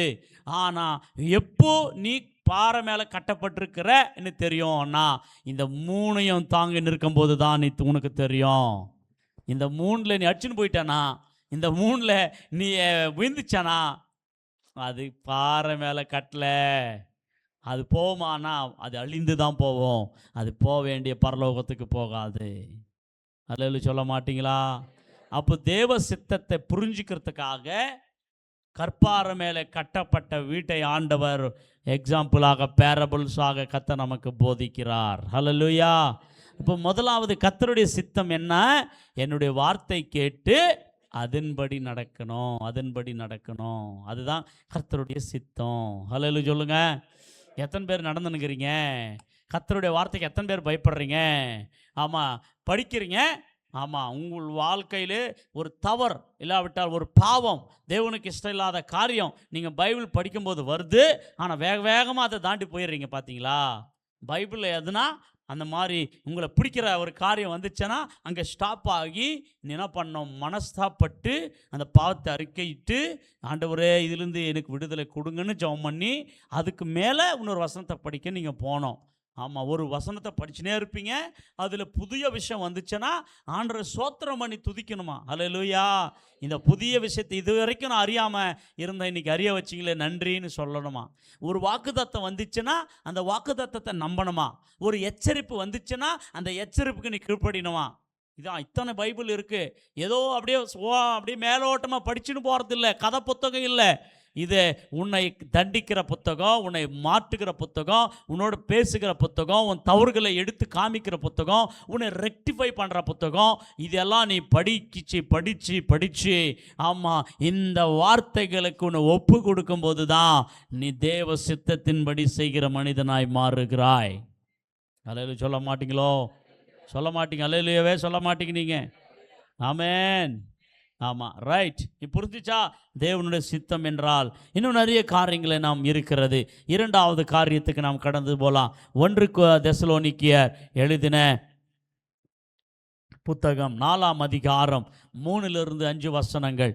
இது எல்லாரும் எழுதி கொள்ளுங்கள், அண்டர்லைன் பண்ணி கொள்ளுங்கள். Very very important. ஆமாங்க. நீங்கள் பரிசுத்தம் உள்ளவர்களாக வேண்டும் என்பதே, நீங்கள் பரிசுத்தம் உள்ளவர்களாக வேண்டும் என்பதே தேவனுடைய சித்தமாயிருக்கிறது. என்ன ஆகணுமா? பரிசுத்தம் உள்ளவர்களாகுவதே தேவனுடைய சித்தம். அந்தபடி நீங்கள் வேசி மார்க்கத்துக்கு விலகி இருந்து தேவனை அறியாத அஞ்ஞானிகளைப் போல மோக இச்சைக்கு உட்படாமல் உங்களில் அவனவன் தன் சரீர பாண்டத்தை பரிசுத்தமாயும் கனமாயும் ஆண்டு கொள்ளும்படி அறிந்து இந்த விஷயத்தில் ஒருவனும் மீறாமலும் தன் சகோதரனை வஞ்சியாமலும் இருக்க வேண்டும். ஹல்லேலூயா சொல்ல மாட்டீங்களா? நீங்க தெலுங்குல பாத்தீங்களா 3ஆம் வசனத்தை? మీరు இதெல்லாம் படிக்கலாமா? இந்த வசனத்தை தெலுங்குல எல்லாம் படிக்கலாமா? இருங்க 1 2 3 சொல்றேன், எல்லாம் படிங்க. 1 2 3 ஸ்டார்ட். మీరు పరిశుద్ధులగుటయే అనగా మీరు జారత్వమునకు దూరముగా ఉండుటయే దేవుని చిత్తము. ஹல்லேலூயா சொல்லுங்க, கையை பிடிச்சி சொல்லுங்க பக்கத்துல. ஹல்லேலூயா. தேவனுடைய சித்தம் என்ன? எப்படி இருக்கணுமா? பரிசுத்தமா இருக்கணும். அதான் தேவ சித்தம். உன் கண்ணு, உன் இருதயம், உன் சிந்தை, உன் பேச்சு, உன் நாக்கு, வாய் எல்லாம் பரிசுத்தமா இருக்கணும். அப்படி இல்லைன்னா நீ சித்தத்தில் இல்லைன்னு அர்த்தம். அல்லேலூயா. அதுல 7ஆம் வசனத்தை கூட படிங்க.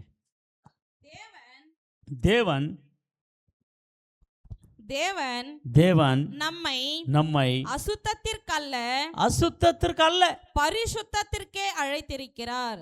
எதுக்கு அழைச்சிக்கிறார் இங்க? ஹலோ சிஸ்டர்ஸ், ஹலோ பிரதர்ஸ், தகப்பன்மார்களே, பெரியவங்களே, வாலிப பிள்ளைங்களே, கல்யாணமானவங்களே, கல்யாணம் ஆகாதவங்களே, நியூஸ் பார்த்தீங்களா? நேற்று தினத்தில் இன்டர்வியூவில் பார்த்தீங்களா? பார்க்கலீங்களா? 2026 ஆண்டு கடந்த 6 மாதத்தில் 554 புருஷர்களை போட்டு தள்ளிக்கிறாங்க மனைவிங்க. அதான் செய்தி. என்னது? 554 புருஷர்களை அவங்க வீட்டுக்காரங்கள கட்டிக்கின புருஷனைய மனைவிங்க என்ன பண்ணிட்டு இருக்கிறாங்க? கொண்டு போட்டுக்கிறாங்க. ஹலோ இருக்கீங்களா இங்கே? எத்தனை? இந்தியாவில் நடந்தது. இந்தியாவில், வேற கண்ட்ரி இல்லை, வெறும் இந்தியாவில் 6 மாதத்தில் 554 கணவர்களை மனைவிகளே கொண்டு போட்டிருக்காங்க. அப்போ எப்படி போயிட்டு இருக்கு யோசிச்சு பாருங்கள். காரணம் என்ன? Illegal contact. காரணம் என்ன? தவறான உறவுகள். கணவர் இருந்தோம் பாவம், ஒரு காலை போயிட்டு சம்பாதிக்க போயிட்டு அவர் இரவு வருவார் பாவம். இந்த அம்மா ஆடாத ஆட்டம் எல்லாம் பாடாத பாட்டு. இன்றைக்கி செல்ஃபோன் வந்திருக்கு. ஃபேஸ்புக்கில் போனவும், இன்ஸ்டாவில் போனவும், இன்றைக்கி நிறைய அப்படி ஃப்ரெண்ட் ஆகவும், ஹாய் என்றாவும், பாய் என்னாவும், அப்படியே இன்னைக்கு எப்படி போயிருக்கு யோசிச்சு பாருங்க. இன்னைக்கு தேவ பயம் இல்லை இன்னைக்கு. ஆமாம், அவங்க நினச்சினுக்கிறாங்க கணவர்களை கொன்னுட்டோம் நம்ம ஜாலியாக இருக்கலாம். இல்லை, அவங்க நரகத்தை இங்கே அனுபவிப்பாங்க. இங்கே நரகத்தை ஆண்டவர் காட்டுவார் அவர்களுக்கு. ஆமென், அல்லேலூயா. நான் என்ன சொல்கிறேன்னா, இன்னைக்கு என்ன இல்லை மனுஷனுக்குள்ள தேவ பயம்.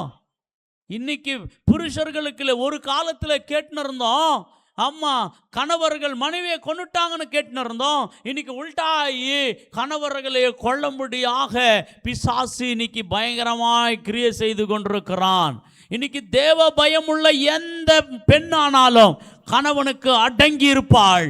தேவ பயமுள்ள பெண் கணவரை நேசிப்பாள், கணவருக்கு கீழ்ப்படிவாள், கனப்படுத்துவாள்.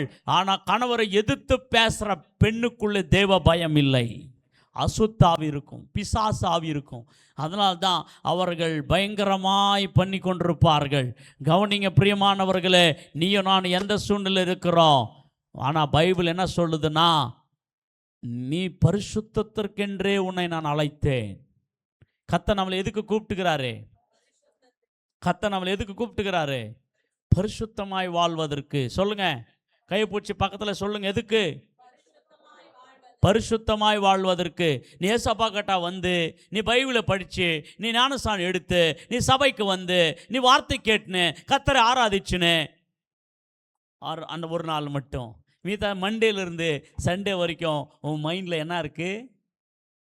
நீ என்ன தான் பார்த்துனுக்கிற? நீ என்ன பழகிற? உன் உடம்பெல்லாம் என்ன நிறைஞ்சிக்குது? அசுத்தம்.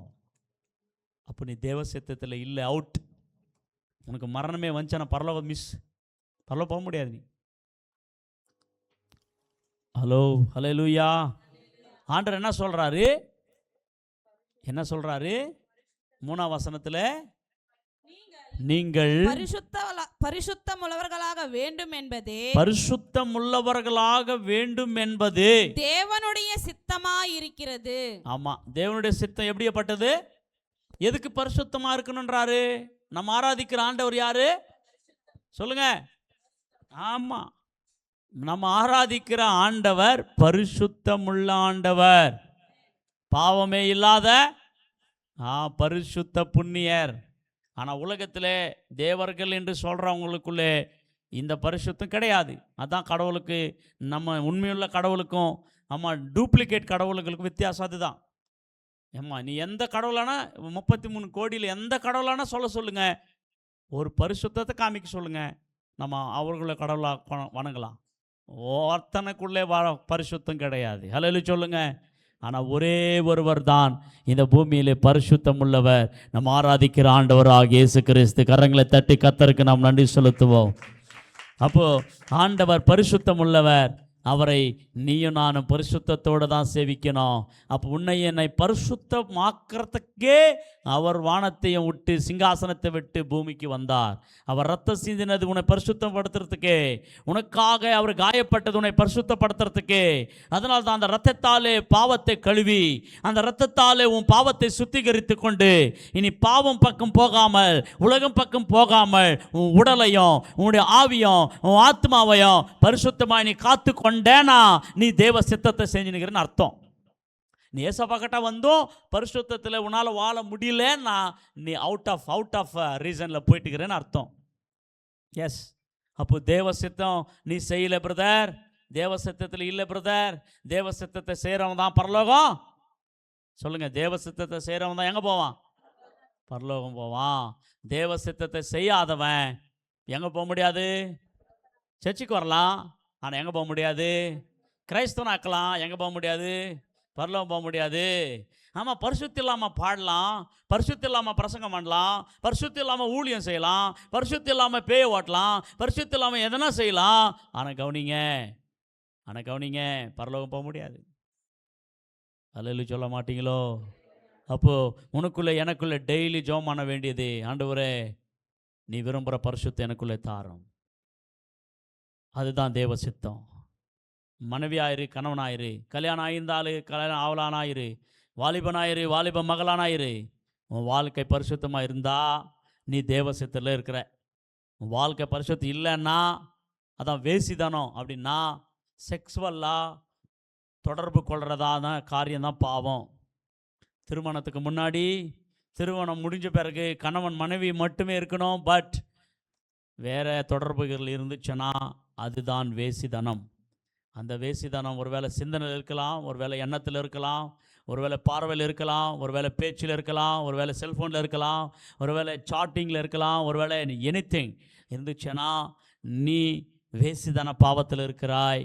உன் புத்தி பரிசுத்தம் இல்லை, உன் வாழ்க்கை பரிசுத்தம் இல்லை. அதனால தான் உன்னால் பைபிளை தொட முடியல, அதனால தான் நீ ஜெபம் பண்ண முடியல, அதனால தான் உன் வாழ்க்கையும் கர்த்தருக்கு தூரமாக இருக்குது. அப்படின்னு இருந்தேன்னா நஷ்டம் உனக்கே, கஷ்டம் உனக்கே, பரலோக ராஜ்யத்துக்கு போக முடியாது. அதனால தான் தேவ சித்தம் செய்கிறவன் தான் அப்படின்ட்டாரு. அப்போ தேவ சித்தம் செய்கிறவன் அப்படின்ட்டு சித்தத்தை எல்லாம் வேதத்தில் எழுதி கொடுத்துருக்குறார். என்னது ஒரு சித்தம்? நேரம் ஓடி போயினுக்குது, முடிக்க போகிறேன். முதலாவது அவருடைய சித்தம், அவருடைய வார்த்தையின்படி நடக்கிறது அவருடைய சித்தம். இரண்டாவது பரிசுத்தமாய், சொல்லுங்கள், பரிசுத்தமாய் வாழ்வதே அவருடைய சித்தம். உங்களுக்கு தெரியுமா, பரிசுத்தமாக வாழணும்னா இயேசு நமக்குள்ளே இருந்தால் தான் வாழ முடியும்.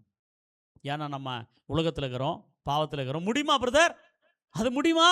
நான் சொல்கிறேன், ஏசப்பா உள்ளே இல்லைன்னா முடியாது பிரதர். ஏசப்பாவை நீ உள்ள அனுமதிக்கலைன்னா முடியாது பிரதர். ஏசப்பா வார்த்தைக்கு நீ காது கொடுத்து இருதயத்தில் வசனம் வரலன்னா முடியாது பிரதர். ஏசப்பா உள்ள வந்துச்சு நிச்சயமாய் முடியும். அல்லேலூயா சொல்ல மாட்டீங்களா? ஏன்னா நம்ம சுயமாய் பலவந்தமாய் நம்ம என்ன கண்ட்ரோல் பண்ணாலும் ஒரு நாள் 2 நாள் தான் பிரதர். ஆனால் நாம கண்ட்ரோல் பை ஹோலி ஸ்பிரிட், பரிசுத்த ஆவியானவராலே நீ நடத்தப்பட்டனா நிச்சயமாய் ஒவ்வொரு நொடியும் உன்னை கர்த்தர் உணர்த்தினே இருப்பாரு.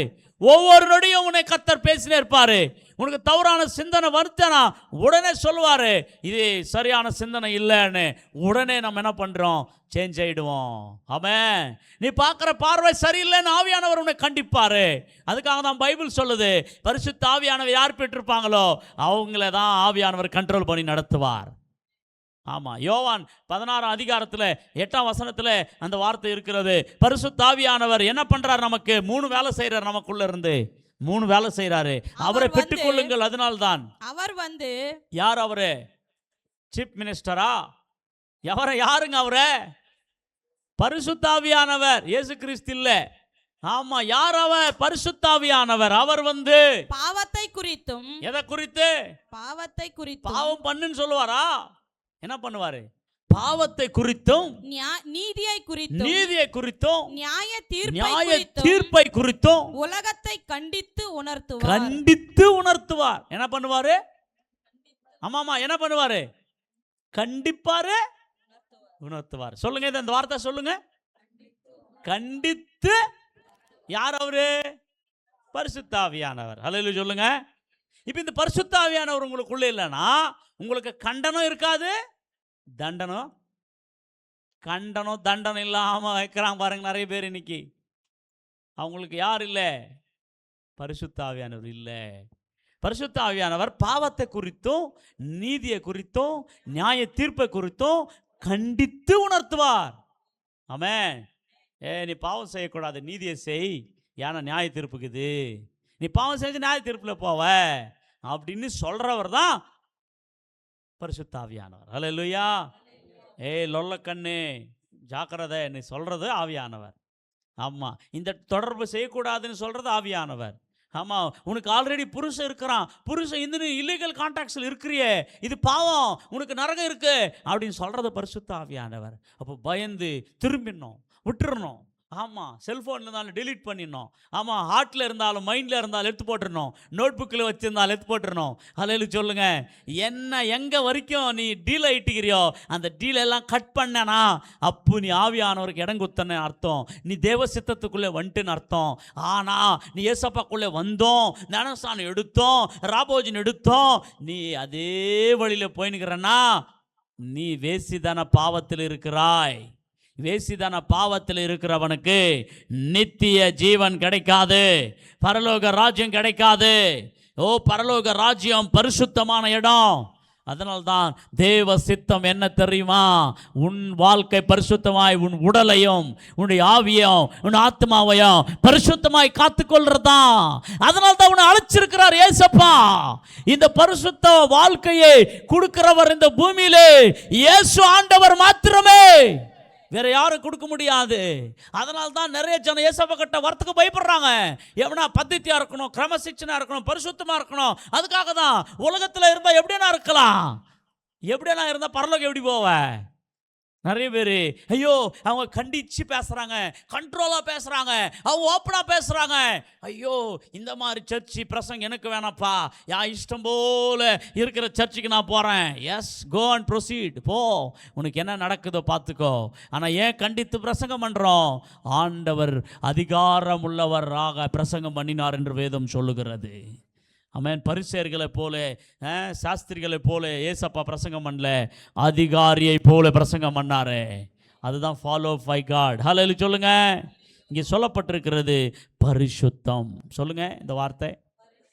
ஆமாம், இந்த பரிசுத்தம் உலகத்தில் எங்கும் கிடைக்காது, ஏசப்பா கிட்ட மட்டும் கிடைக்கும். ஏன்னா இயேசு பரிசுத்தமாக வாழ்ந்தவர். அவருடைய வேதம் பரிசுத்தமானது. இந்த வேதத்தையும் இயேசுவையும் பரிசுத்த ஆவியானவரையும் இந்த மூன்றையும் யார் அதிகமாக ரெஃபர் பண்ணுறீங்களோ உங்களை பரிசுத்த ஆவியானவர் பரிசுத்தமாய் வாழ வைப்பார். அல்லேலூயா சொல்ல மாட்டீங்களோ? அல்லேலூயா. இன்னொரு வசனத்தை காமிச்சு நான் வேகமாக கடந்து போகிறேன். 1 யோவான் 2ஆம் அதிகாரம். Please go and 17. Go and 17. உலகமும் அதன் நிச்சயம் ஒழிந்து போம். உலகமும் அதன் இச்சையும் ஒழிந்து அது போம். இச்சையின் ஒழிந்து போம். தேவனுடைய சித்தத்தின்படி செய்கிறவனே தேவனுடைய சித்தத்தின்படி செய்கிறவனே என்றென்றைக்கும் நிலைத்திருப்பான். என்றென்றைக்கும் நிலைத்திருப்பான். ஹல்லேலூயா. சித்தம் செய்யாதவன் உலகம் ஒளிஞ்சு போற மாதிரி அவனும் ஒளிஞ்சு போயிடுவான்.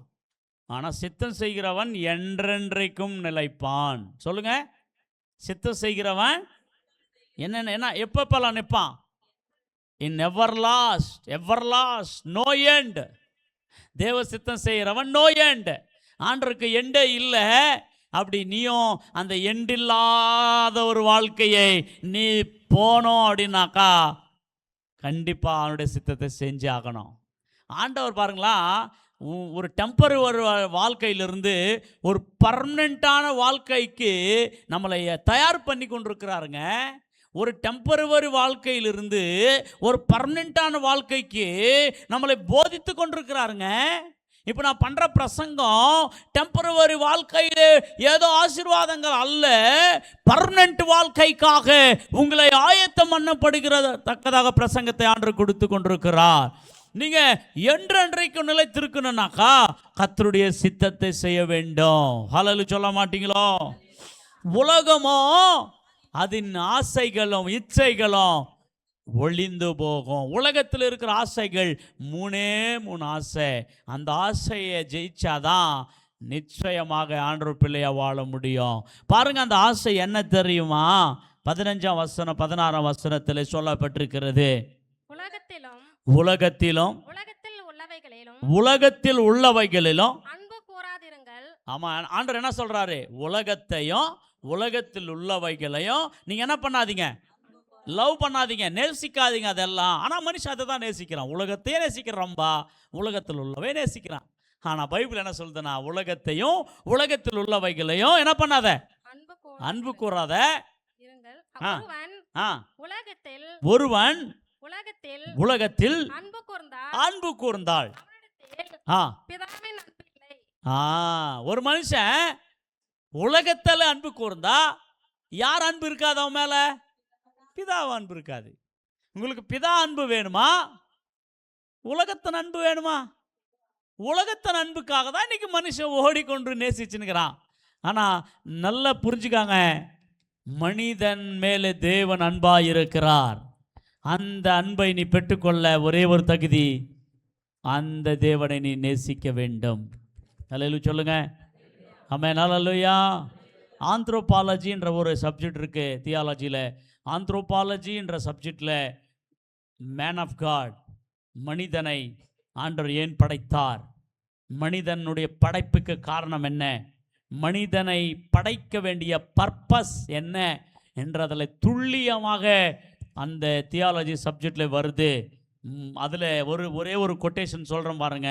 இந்த உலகத்தை ஆண்டவர் மனிதனுக்காக படைத்தார், மனிதனை ஆண்டவர் தனக்காக படைத்தார். ஆமென் சொல்லுங்க. அல்லேலூயா சொல்ல மாட்டீங்களா? உலகத்தை மனிதனுக்காக படைத்தார், மனிதனையோ தனக்காக படைத்தார். ஆனால் இன்னைக்கு நம்ம எதுக்காக வாழ்ந்துனுக்கிறோன்னா உலகத்துக்காக வாழ்ந்துனுக்கிறோம். ஆனால் ஏசப்பா உன்னை படைச்சது யாருக்காகனா அவருக்காகவே உன்னை படைச்சார். ஆமென் சொல்ல மாட்டீங்களா?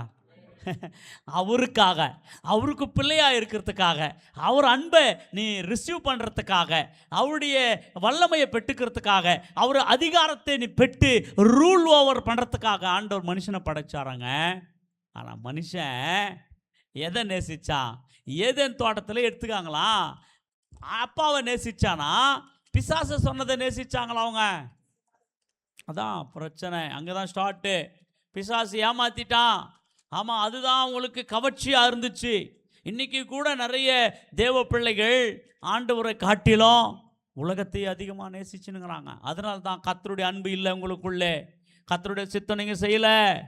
நீங்கள் ஏமாந்து போவாதீங்க. நான் கிறிஸ்டினா மாறிட்டேன், ஞானஸ்தானம் எடுத்துட்டேன்னு சொல்லி அம்மா நீங்கள் சினிமா பார்த்துன்னு, சீரியல் பார்த்துன்னு, மந்தி அடிச்சுன்னு, தண்ணி அடிச்சுன்னு, அம்மா லவ் பண்ணின்னு, செல்ஃபோனில் விளாடின்னு, பைபிளை வாசிக்காமல், ஜெபம் பண்ணாமல், சர்ச்சுக்கு வராமல், வீட்டில் வெள்ளைக்கா படுத்துன்னு, செல்ஃபோனை பார்த்துன்னு நான் பரலோகம் போயிடுவேன், நேராக கூரை திறந்து ஆண்டவர் பரலோகம் கூட்டின்னு போடுவார் அப்படின்னு நினச்சினுக்கிறாங்க நிறைய பேர். கவனிங்க, யாரெல்லாம் உலகத்தை நேசிக்கிறானோ, உலகத்தில் இருக்கிறவைகளை நேசிக்கிறானோ, அவன் மேலே கர்த்தர் அன்பு இருக்காது. அல்லேலூயா. 16ஆம் வசனத்துல வாசிங்க. ஏனெனில் மாம்சத்தின் இச்சை, கண்களின் இச்சை, ஜீவனத்தின் பெருமையாகிய உலகத்தில் உள்ளவைகள் எல்லாம் பிதாவினிடத்தில் இது பிதாவினிடத்தில்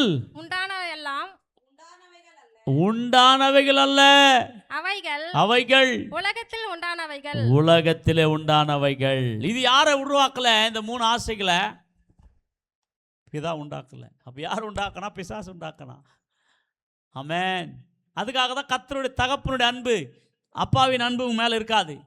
பிதா உண்டாக்கினது இருக்குது, அதை நேசினாரு. ஆனா பிசாசால உண்டானது இந்த 3 ஆசைகள். ஏதேனில் இந்த 3 ஆசைகளை வச்சு தான் ஏமாத்தினா.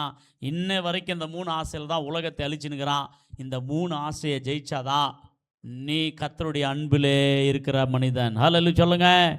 இந்த 3 ஆசையை ஏசப்பா வர்ற வரைக்கும் ஒத்தனை ஜெயிக்க முடியலைங்களே 3 ஆசைங்களை. ஹல்லேலூயா சொல்லுங்க. ஏசப்பா வர்ற வரைக்கும் இந்த 3 ஆசைங்களை தான் உலகமே அழிஞ்சு போய் வந்துச்சு. இந்த 3 ஆசையை ஜெயிச்சு ஜெயவீரனாய் எழுந்தவர் ஆண்டவராகிய இயேசு கிறிஸ்து மாத்திரம்தான். இப்போ யாரெல்லாம் அவரை ஏற்றுக்கிறீங்களோ அவருடைய துணை கொண்டு, அவருடைய வார்த்தை கொண்டு, பரிசுத்த ஆவியை கொண்டு இந்த 3 ஜெயிக்க முடியும். அவர் இல்லைன்னா ஜெயிக்க முடியாது. ஹல்லேலூயா சொல்ல மாட்டீங்களா? அப்போது இது ஜெயிக்கணும், அதுதான் நம்மளோட டாஸ்க். இப்போ ஆதாம் ஏவாள் இழுந்து போனாங்க. அவன் இழுந்து போனதையே ஜெயித்து நமக்கு கொடுக்கறதுக்காக தான் ஜீசஸ் 2வது ஆதாமாக வந்தார் இந்த பூமியில். ஹல்லேலூயா சொல்லுங்க. First Adam is a fail. அவங்களோட மேன் ஆஃப் காட், தேவனுடைய மனிதன், தேவனுடைய குமாரன் தான் ஆதாமும். இயேசுவும் தேவனுடைய குமாரன் தான். கவனிங்க, எதெல்லாம் விழுந்து போயிட்டானோ, லாஸ் ஆயிட்டானோ, அதை திரும்பி நமக்கு கொடுக்கறதுக்காக ஜீசஸ் வந்தார். இப்போ யாரெல்லாம் ஜீசஸை உள்ளத்துக்குள்ளே ஏற்றுன்னு ஏசப்பா சொல்கிற வார்த்தைக்கு கீழ்ப்படுறோமோ அவங்க இந்த உலகத்தை ஜெயிக்க முடிகிறது. அதில் சொல்லுங்க இந்த உலகத்தை 1 யோவான் 5ஆம் அதிகாரத்தில் சொல்லப்பட்டிருக்கிறது. உலகத்தை யார் ஜெயிப்பான் என்று சொன்னால் 4ஆம் வசனத்தில் கர்த்தரால் பிறந்தவன் தான் உலகத்தை ஜெயிப்பான். தேவனால் பிறப்பதெல்லாம் உலகத்தை ஜெயிக்கும். தேவனால பிறந்தவன் தான் உலகத்தை ஜெயிப்பான். நம்முடைய விசுவாசமே உலகத்தை ஜெயிக்கிற ஜெயம். ஹல்லேலூயா. உலகம்னாக்கா ஆமாம், பாகிஸ்தானு, இந்தோனேஷியா, ஈரான், ஈராக்கு இதெல்லாம் போய் ஜெயிக்குப்பா, உலகத்தை ஜெயிக்க சொல்கிறாரு. அப்படி இல்லை. ஆமாம், பக்கத்து வீட்டுக்காரனை ஜெயிக்கிறதல்ல உலகம். உலகத்தில் இருக்கிறது இந்த 3. அந்த 3 ஜெயிக்கணும் மனுஷன். அந்த 3 தான் கர்த்தருக்குள்ளே போகாமல் போயினுக்குது, கர்த்தருக்குள்ளே வாழாமல் நம்மளை இழுத்துனுக்குது. இந்த 3 யாரெல்லாம் ஜெயிக்க முடியுமோ அவன் தான் பரலோக ராஜ்யத்துக்கு போக முடியும். ஹல்லேலூயா சொல்லுங்க. அன்றைக்கி ஆதாம் ஏவாள் அதை ஜெயிக்காதனால தான் அவங்க பாவம் செஞ்சு தோட்டத்திலேருந்து துரத்தப்பட்டாங்க. இன்றைக்கி நீயும் நானும் இந்த டெம்டேஷனை தான், இந்த 3 பாவங்களை தான் பிசாசு இன்னைக்கு நிறையா பேர் என்ன பண்ணுறான், அதில் தான் கவுத்துனுக்கிறான். இந்த 3 யார் ஜெயிக்கிறானோ அதுதான் அவன் தான் பரிசுத்தமாய் வாழ்கிறவன், அவன் தான் சித்தத்தை செய்கிறவன். அதுக்காக தான் அந்த கன்க்ளூஷன் 17 உலகத்தில் உள்ளவைகளும், அந்த 2:17 1 யோவானில் உலகத்தில் உள்ளவைகளும் அதன் ஆசைகளும், 17ஆம் வசனமா 1 உலகமும் அது நிச்சயம் ஒளிந்து போகும், தேவனுடைய சித்தத்தின்படி செய்கிறவனோ என்றென்றைக்கும் நிலைத்திருப்பான். ஹல்லேலூயா. பக்கத்தில் கைப்பிடிச்சு சொல்லுங்க, உலகத்தை ஜெயிங்க, உலக ஆசைகளை ஜெயிங்க. வேசிதானம் வேணாம், விபிச்சாரம் வேணாம். பக்கத்தில் பார்த்து சொல்லுங்க, கண்ணு அவங்களுக்கு நேராக அப்படியே பார்த்து சொல்லுங்களாம், விபிச்சாரம் வேணாம், அசுத்தம் வேணாம், பாவம் வேணாம். சொல்ல மாட்டீங்களா பாருங்க நிறைய பேர். தேவ சித்தம் செய், சொல்லுங்க, தேவ சித்தம் செய், என்றென்றைக்கு நிலைப்பாய், என்றென்றைக்கு வாழ்வாய், என்றென்றைக்கு இருப்பாய். கர்த்தர் இந்த வார்த்தைகளை ஆசீர்வதிப்பாராக. எல்லாமே வந்து நிற்கலாம். ஹல்லேலூயா. பிரசங்கம் முடியல, ஏன்ச்சு நில்லுங்க. இன்னைக்கு முடிஞ்சிச்சு. இப்போ இந்த பிரசங்கம் முடியல. இந்த பிரசங்கம் இன்னொரு வாரம் கூட கண்டினியூ பண்ணலாம். எத்தனை பேருக்கு சூடாக இருந்துச்சு? எத்தனை பேருக்கு சில்லுன்னு இருந்துச்சு? எத்தனை பேருக்கு ஒன்றுமே இல்லை? சோத்திரம். ஹல்லேலூயா. எத்தனை பேரோட ஆண்டவர் பேசினார்? கை தூக்கி காமிங்க பார்க்கலாம். வெக்கப்படாமல் ஆண்டவர் என் கூட பேசினார். இன்னைக்கு நான் மனம் திரும்புகிறேன், திரும்பிட்டுக்கிறேன். ஹல்லேலூயா. ஆமென். ஒன்றுமே பேச மாட்டேறீங்க. வேற சபைங்க தான் நல்லா பேசுகிறாங்க. நான் உங்கள் சபை பாஸ்டர் தானே, என் கூடவே பேச மாட்டேறீங்க நீங்கள். ஹல்லேலூயா சொல்லுங்கள். நான் வேறு இடத்துல போனேன்னா அவங்க பாஸ்டர் மாதிரி என் கூட பேசுகிறாங்க அவங்க ஜனங்க. சோத்திரம். நான் கேட்குற கேள்விக்கெல்லாம் பதில் சொல்கிறாங்க. ஆனால் நம்ம சபையில் இருக்கிறவங்க, நான் புது பாஸ்டர் வேறு இடத்துலேருந்து வந்த மாதிரி இருக்கிறீங்க நீங்கள். நான் வேறு இடத்துக்கு போனால் எல்லாரும் அவங்க பாஸ்டர் மாதிரியே பேசுகிறாங்க என்கிட்ட. சோத்திரம். ஹல்லேலூயா சொல்லுங்கள். நான் கேட்குற கேள்விக்கெல்லாம் பதில் சொல்கிறாங்க. ரொம்ப சந்தோஷம். ஒரே பிரசங்கத்தில் அவங்க பாஸ்டர் ஆயிடுறேன் நான், தெரியுமா? ஒரே பிரசங்கத்தில் அவங்க பாஸ்டர் ஆயிடுறேன். ஹல்லேலூயா சொல்லுங்கள். ஆமாம். எந்த சபைக்கு போனாலும், எந்த இடத்துக்கு போனாலும் கர்த்தருடைய வார்த்தை மட்டும் மையப்படுத்தி பேசுவேன். என்னை பற்றி மையப்படுத்த மாட்டேன். சர்ச்சை பற்றி எந்த ப்ராப்ளமே இருக்காது. ஓன்லி கர்த்தரை மட்டும் நான் மகிமைப்படுத்துவேன். ஏன்னா அதுதான் ஜனங்களை கட்டு உடைக்கும். அதுதான் ஜனங்களுடைய மனக்கண்ணை திறக்கும். பாவ வாழ்க்கையில் அவங்கள வெளியே கொண்டு வரும். நான் கொண்டு வர முடியுமா? நம்ம பண்ணுற ஊழியம் கொண்டு வர முடியுமா? கொண்டு வராது. கர்த்தருடைய வார்த்தை தான். அதனால் ஒவ்வொரு minute very very very important. ஆமாம். அதனால் எல்லா கண்ணை மூடி அங்கங்கே பார்க்காத. ஆமாம். உங்கள் கண்ணில் பிரச்சனைக்குதா? உங்களுடைய உடலில் பிரச்சனைக்குதா? ஆமாம். பாவத்தில் உன்னை இழுத்துனுக்குதா? ஆமாம். அதெல்லாம் நீங்கள் ஒப்பு கொடுத்து, ஏசப்பா உங்கள் ரத்தத்தில் என்னை கழுவுங்கன்னு சொல்லுங்கள். ஆமாம். வாலிப பிள்ளைங்களே, ஆமாம், திருமணமாகாத தாய்மார்கள் பிள்ளைங்களே, திருமணமான தாய்மார்களே, தகப்பன்மார்களே, சகோதரர்களே, வேசிதான பாவம் ரொம்ப டேஞ்சரஸ்ஸு. வேசிதனத்துக்கு இடம் கொடுக்காத. ஆமாம். அழகானவங்களை பார்த்து இச்சிக்காத. ஆமாம். பெண்களை பார்த்து இச்சிக்காத. ஆண்களை பார்த்து ஆசைப்படாத. இதெல்லாம் தேவ சித்தம் அல்ல. இது அசுத்தம், இது பாவம். இந்த பாவம் யாருக்குள்ள இருக்குதோ அவங்க தேவ சித்தத்துக்கு தூரமாக இருக்கிறாங்க. தேவ சித்தம் என்ன தெரியுமா? பரிசுத்தமாய் வாழ்வது. பரிசுத்தமாய் வாழ்வது. இந்த நேரத்தில் யாரும் அங்கெங்கே போகாதீங்க. எல்லாம் ஒப்பு கொடுக்குற நேரம் இல்லைங்களா? உங்கள் வாழ்க்கை சப்மிட் பண்ணி கொள்ளுகிற நேரம் இல்லைங்களா? நீங்கள் எப்படி இருக்கீங்களோ எனக்கு தெரியாது, ஆண்டவருக்கு தெரியும், உங்களுக்கு தெரியும். அதனால் எங்கே தவறிறீங்க, எங்கே தவறி கொண்டிருக்கீங்க, எங்கே உங்களை பாவம் உலகம் இழுத்துனுக்குது, அது மேலே ஒரு ஜெயத்தை கொடுங்க ஏசப்பான்னு கேளுங்க. எனக்குள்ளே ஏசப்பான்னு கேளுங்க. உங்கள் வார்த்தையின்படி நான் நடக்கிறேன் ஏசப்பான்னு கேளுங்க. உங்கள் வார்த்தையின்படி நான் ஜீவிக்கிறேன்னு கேளுங்க. பரிசுத்தமாய் வாழ்றதே உங்கள் சித்தமாக ஆண்டவரே நான் நினச்சிக்கினேன். என் இஷ்டமாக நான் வாழ்றது அது கூட தேவ சித்தம் நினச்சிக்கினேன். ஆமாம். நான் இத்தனை நாள் வாழ்ந்தது தேவ சித்தம் அல்ல, இனி வாழ போகிறது தான் தேவ சித்தம். பரிசுத்தமாய் வாழ்கிறேன் ஏசப்பா.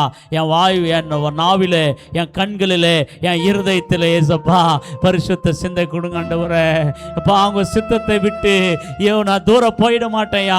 இந்த சின்ன சின்ன ஆண்டவரே பாவங்களுக்கு, இந்த சின்ன சின்ன ஆசைகளுக்கு உங்க சித்தத்துக்கு தூரமா போயிட மாட்டேன் ஏசப்பா. எனக்கு நித்திய காலமா வாழணும் ஆசை ஏசப்பாவோடு வாழணும் ஆசை. அந்த பரலோக ராஜ்யம் எனக்கு வேணும் ஆண்டவரே. அந்த பரலோக ராஜ்யத்துக்காக நான் என்னையே அர்ப்பணிக்கிறேன் ஐயா. நீ எதெல்லாம் விரும்பாதன்னு சொன்னீங்களோ அதை நான் விரும்ப மாட்டேன். எதெல்லாம் நீ நேசிக்க கூடாதுன்னு சொன்னீங்களோ அதை நேசிக்க மாட்டேன். என்னை உண்டாக்கினது நீங்க தான் ஏசப்பா. எனக்கு ஆகாரம் கொடுத்துனுக்குது நீங்க தான் ஏசப்பா. என்னை வாழ வச்சுனுக்குது நீங்க தான் ஏசப்பா. உண்மையை பிரியப்படுத்துற ஏசப்பா. நீங்க சொல்ற மாதிரி நான் வாழ்றேன் ஏசப்பா. என் வாழ்க்கையை மாத்திக்கிறேன் ஏசப்பா. என் பேச்சையை மாத்திக்கிறேன் ஏசப்பா. என்னுடைய சிந்தையை மாத்திக்கிறேன் ஏசப்பா. உமக்கு இஷ்டமாய் சிந்திக்கிறேன் ஏசப்பா. உமக்கு இஷ்டமாய் பேசுறேன் ஏசப்பா. எனக்கு பரிசுத்தத்தை கொடுங்க ஏசப்பா. இத்தனை நாள் உங்க சித்தத்துக்கு தூரமா போயிட்டேன்னு ரொம்ப பயமாகுது ஆண்டவரே. உங்க சித்தத்துல வந்துடுறேன் சப்பா, உங்க சித்தத்துல வந்துடுறேன். இந்த சரீரத்தை உடக்குங்க சப்பா, இந்த சரீரத்தை உடக்குங்க டாடி. எல்லாம் ஒப்புக்கிடுங்களா இயேசுவே. இது வரைக்கும் என் வாயில அநேக வார்த்தைகளை பேசிட்டு மன்னிங்க சப்பா. ஓ அசிங்கமான வார்த்தைங்க, பாவம் நிறைந்த வார்த்தைங்க எல்லாம் மன்னிங்க. உங்க சித்தத்தை செஞ்சாதான் பரலோக ராஜ்யம்னு சொல்லிட்டீங்க. இனி இஷ்டமா வாழக்கூடாதுன்னு நான் தெரிஞ்சுக்கிறேன். இன்னைக்கு பரிசுத்தமா வாழணும் வாழ்ந்தா, இயேசுவுக்கு இஷ்டமா வாழணும் வாழ்ந்தா, ஓ கர்த்தருடைய வழியிலே நடக்கணும் வாழ்ந்தா நான் வாழ்றேன் ஏசப்பா. வாலிப மகளே, ஓ சகோதரனே, சகோதரியே, எனக்கு அந்த பரிசுத்தத்தை கொடுங்க ஆண்டவரே. எவ்வளவோ பரிசுத்தமா வாழணும்னு நினைக்கிறேன், ஆனா வாழ முடியல. ஓ எவ்வளவோ கண்ட்ரோலா இருக்குன்னு நினைக்கிறேன், ஆனா என்னை இச்சிக்குது என் சரீரம். ஓ நான் இச்சையில விழுந்து போய் நிற்கிறேன். இயேசுவே எனக்கு கண்ட்ரோல் பண்ணி நடத்துங்க ஆவியானவரே. பரிசுத்த ஆவியானவர் உதவி வேணும். பரிசுத்த ஆவியானவரே உங்க சகாயம் வேணும். நான் ஏமாந்து போகக்கூடாது ஆதாமியாவாலை போல. ஓ நான் பாவத்தில் விழுந்து போக மாட்டேன் ஏசப்பா, என்னை அர்ப்பணிக்கிறேன்னு சொல்லுங்க. ரெண்டு கைகளை உயர்த்தி இயேசுவுக்கு நேராக உங்களை சரண்டர் ஆக்கிடுங்க, சப்மிட் பண்ணிடுங்க. ஏசப்பா கையில நீங்க கொடுத்துருங்களா பார்க்கலாம். ஏசப்பா இந்த உடலும் சரீரத்தை உங்க கையில கொடுத்துறேன் ஏசப்பா. ஓ ஓ சப்மிட் பண்ணிடுறேன் ஏசப்பா. ஏசப்பா என்ன நீ ஆண்டு கொள்ளுங்க ஏசப்பான்னு சொல்லுங்க. எல்லாரும் ஏசப்பா கையில கொடுத்துருங்க. பரிசுத்த ஆவியானவரை கேளுங்க, பரிசுத்த ஆவியானவரை கொடுன்னு கேளுங்க, கண்டித்து உணர்த்துகிற ஆவியானவரை கேளுங்க. ஓ பிள்ளைகள் தவறி போறதுக்கு காரணம் பரிசுத்த ஆவியானவர் இல்ல. பரிசுத்த ஆவியானவர் உனக்குள்ள இருந்தா மகளே நீ பாவம் செய்ய மாட்டாய். ஓ நீ எந்த வாலிப இச்சையிலே, வாலிப பல வாழ்க்கையிலே எந்த ஒரு லவ்வோ கிவோ போவே மாட்டாய். ஏன்னா நீ ஏசப்பா அன்பில் இருக்கிறாய், நீ ஏசப்பாவை நேசிக்கிறாய். உலக அன்பு உன்னை இழுக்கவே இழுக்காது. ஒரு மனுஷனை ஒரு மனுஷனை நேசித்தா இன்னொரு மேல அன்பு போகாது. நீ யாரையும் நேசிக்காம இருந்தா, உலகத்தை நேசிச்சனதான் உலகம் உங்ககிட்ட மாட்டிக்கும். ஏசப்பாவை நேசிக்க தொடங்கு, அதிகமாய் நேசி ஏசப்பாவை. ஏசப்பா வேதத்தை அதிகமாய் நேசி, ஏசப்பாக்கும் வாழ்க்கை கொடு மகனே கொடு. நீங்க ஒரு சர்ச்சுக்கு வந்து நீங்க சித்தத்தை செய்யலன்னா, சித்தத்துக்கு உங்க ஒப்பு கொடுக்கலன்னா பரலோக ராஜ்யத்துக்கு மிஸ் ஆயிடும். ஓ பரலோக ராஜ்யத்துக்கு மிஸ் ஆயிட்டா நரகத்துக்கு போயிடுவோம். அங்கே அக்னி அழியாது, புழு சாவாது. அது வேதனையான ஒரு இடம். ஐயோ அந்த வேதனை வேணாம் நமக்கு, அந்த வேதனை உள்ள இடம் எனக்கு வேணான்னு சொல்லு. ஏசப்பா பரிசுத்த இடத்துக்கு நான் போனோம், பரலோக ராஜ்யத்துக்கு நான் போனோம், எனக்கு அப்படிப்பட்ட கிருபை கொடுங்க ஆண்டவரே. எல்லாம் ஒப்பு கொடுக்கலாமே இயேசுவுக்கு நேராக. யோ அமைதியா இருக்காத, எல்லாம் வாயை திறந்து ஜெபம் பண்ணு. ஓ மார்பை அடிச்சு கேளு ஏசப்பா கிட்ட. இயேசுவே இயேசுவே, ஓ இயேசுவே, ஓ ஆண்டவரே, ஓ I want holy Lord, I want oh hallelujah clean life Lord. Amen. Give me Father, give me Jesus. Amen. Oh give me your Holy Spirit. Oh fill Holy Ghost. என்னை நிரப்பும் ஆவியானவரே, என்னை நிரப்பும் ஆவியானவரே. ஆமென். ஆவியானவரே என்னை நிரப்பும் ஆண்டவரே. வல்லமையின் ஆவியானவர் என்னில் வந்துவிட்ட காரணத்தினால் தானே ஒரு சொல்லால விரட்டி விட்டேன். வல்லமை ஆவியானவர் என்னில் வந்துவிட்ட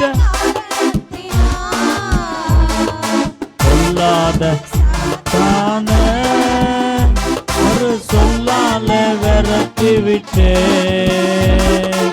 வல்லமையின் ஆவியானவர் என்னில் வந்துவிட்ட காரணத்தினால்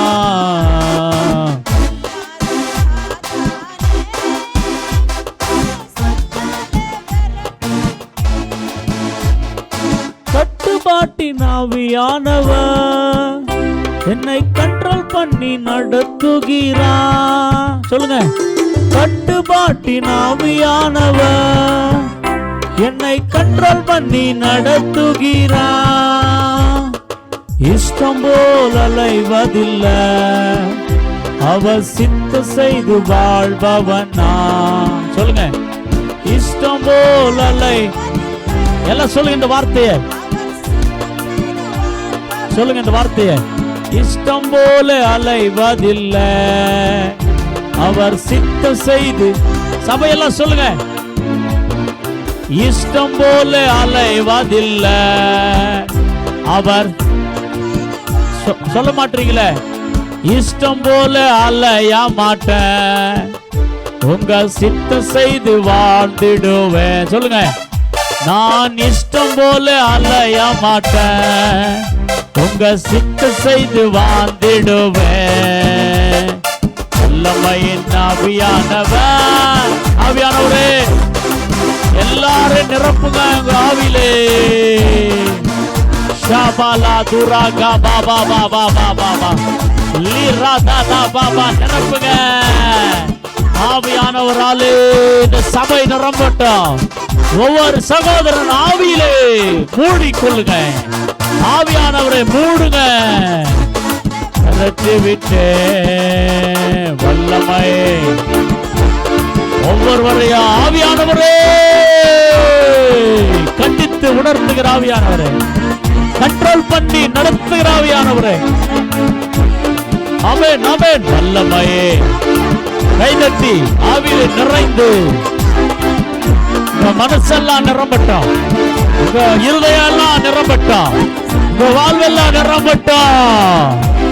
வல்லமையே ஷாபா பாபா பா ரினோ ரமோனா செரா ஹந்தலா ரிக்கினி மாந்துரா பாகா ரமாகா பாபா ஷேலி ரிதி காபாபா ராதிமா சரகா சபாபா பாபா பாபா பாபா பாபா பாபா பாபா பாபா ராதினா மாமா காபா பாபா பாபா பாபா ரிபா பாபா பாபா பாபா.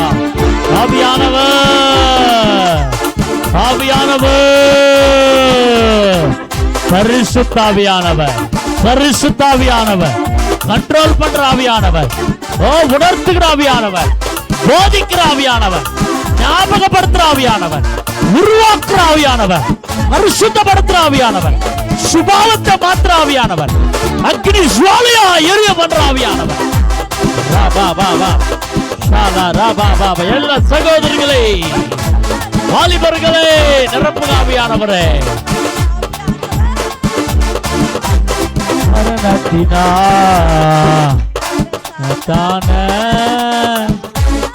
விரட்டி விட்டு எல்லாம் சொல்லுங்க, கரங்களை உயர்த்தி சொல்லுங்க எல்லாரும். கட்டுப்பாட்டின் ஆவியானவர் என்னை கண்ட்ரோல் பண்ணி நடத்துகிறா. சொல்லுங்க எல்லாரும், கட்டுப்பாட்டின் ஆவியானவர் என்னை கண்ட்ரோல் பண்ணி நடத்துகிறா. இஷ்டம் போல அலைவதில்லை, அவ சித்தம் செய்து வாழ்பவனா. சொல்லுங்க, இஷ்டம் போல அலைவதில்லை, அவ சித்தம் செய்து வாழ்பவனா. கிருபை நிறைந்த நல்ல ஆண்டவரே, அறிக்கை பண்ணியிருக்காங்க, ஒப்பு கொடுத்துருக்காங்க, உங்களுக்கு சப்மிட் பண்ணியிருக்காங்க. எல்லாருடைய வாழ்க்கையை உங்க அண்டர்ல கொடுத்துருக்கிறோம். நீர் நடத்தும், எல்லா விசுவாசிகளை நீர் நடத்தும். அவங்க சுய சித்தம் சாகட்டும், உங்க சித்தம் செய்யட்டும், உங்க சித்தம் செய்யட்டும். ஆவியானவரே, ஒவ்வொருவரையும் நீங்க நிரப்பி, ஒவ்வொருவரையும் நீங்க கண்ட்ரோல் பண்ணுங்க, ஒவ்வொருவரையும் நீங்க கண்ட்ரோல் பண்ணுங்க. ஒவ்வொருவருடைய தவறுகளை உணர்த்துங்க ஆவியானவரே. அவர்கள் கழுவப்பட்டவர்களாக பரிசுத்தத்திற்கென்று கர்த்தர் அழைச்சிருக்கிறார் என்றதை எண்ணி வாழ்ந்தால் பரிசுத்தமாய் வாழ வேண்டும். பரிசுத்தத்திற்கென்றே நான் வாழ்வேன். எனக்கு பரலோகம் வேணும், நிரந்தரமான வாழ்க்கை வேணும். இந்த டெம்பரவரியான ஆசைகளை பின்பற்றி நிரந்தர வாழ்க்கை நான் இழுந்து போக மாட்டேன் என்று அர்ப்பணித்து இருக்கிற ஒவ்வொருவரைக்குள்ள இடைப்பட்டு ஒவ்வொரு தேவன் பார்க்கிறார் என்ற பயத்தோடு நடக்கத்தோடு நடக்கிறவர்களாக வாழ்கிறவர்களாக நீர் மாற்றும் ஆவியானவர். அப்படி நீங்க செய்கிறதற்காக ஸ்தோத்திரம். உங்க சித்தத்தின்படி நாங்க நடப்பதற்கு எங்களை அர்ப்பணித்து ஒப்பு கொடுக்கிறோம். எல்லா துதி கன மகிமை உமக்கே செலுத்துகிறோம். இயேசுவின் நாமத்திலே ஜெபிக்கிறேன் ஜீவனுள்ள நல்ல பிதாவே, ஆமென். அல்லேலூயா.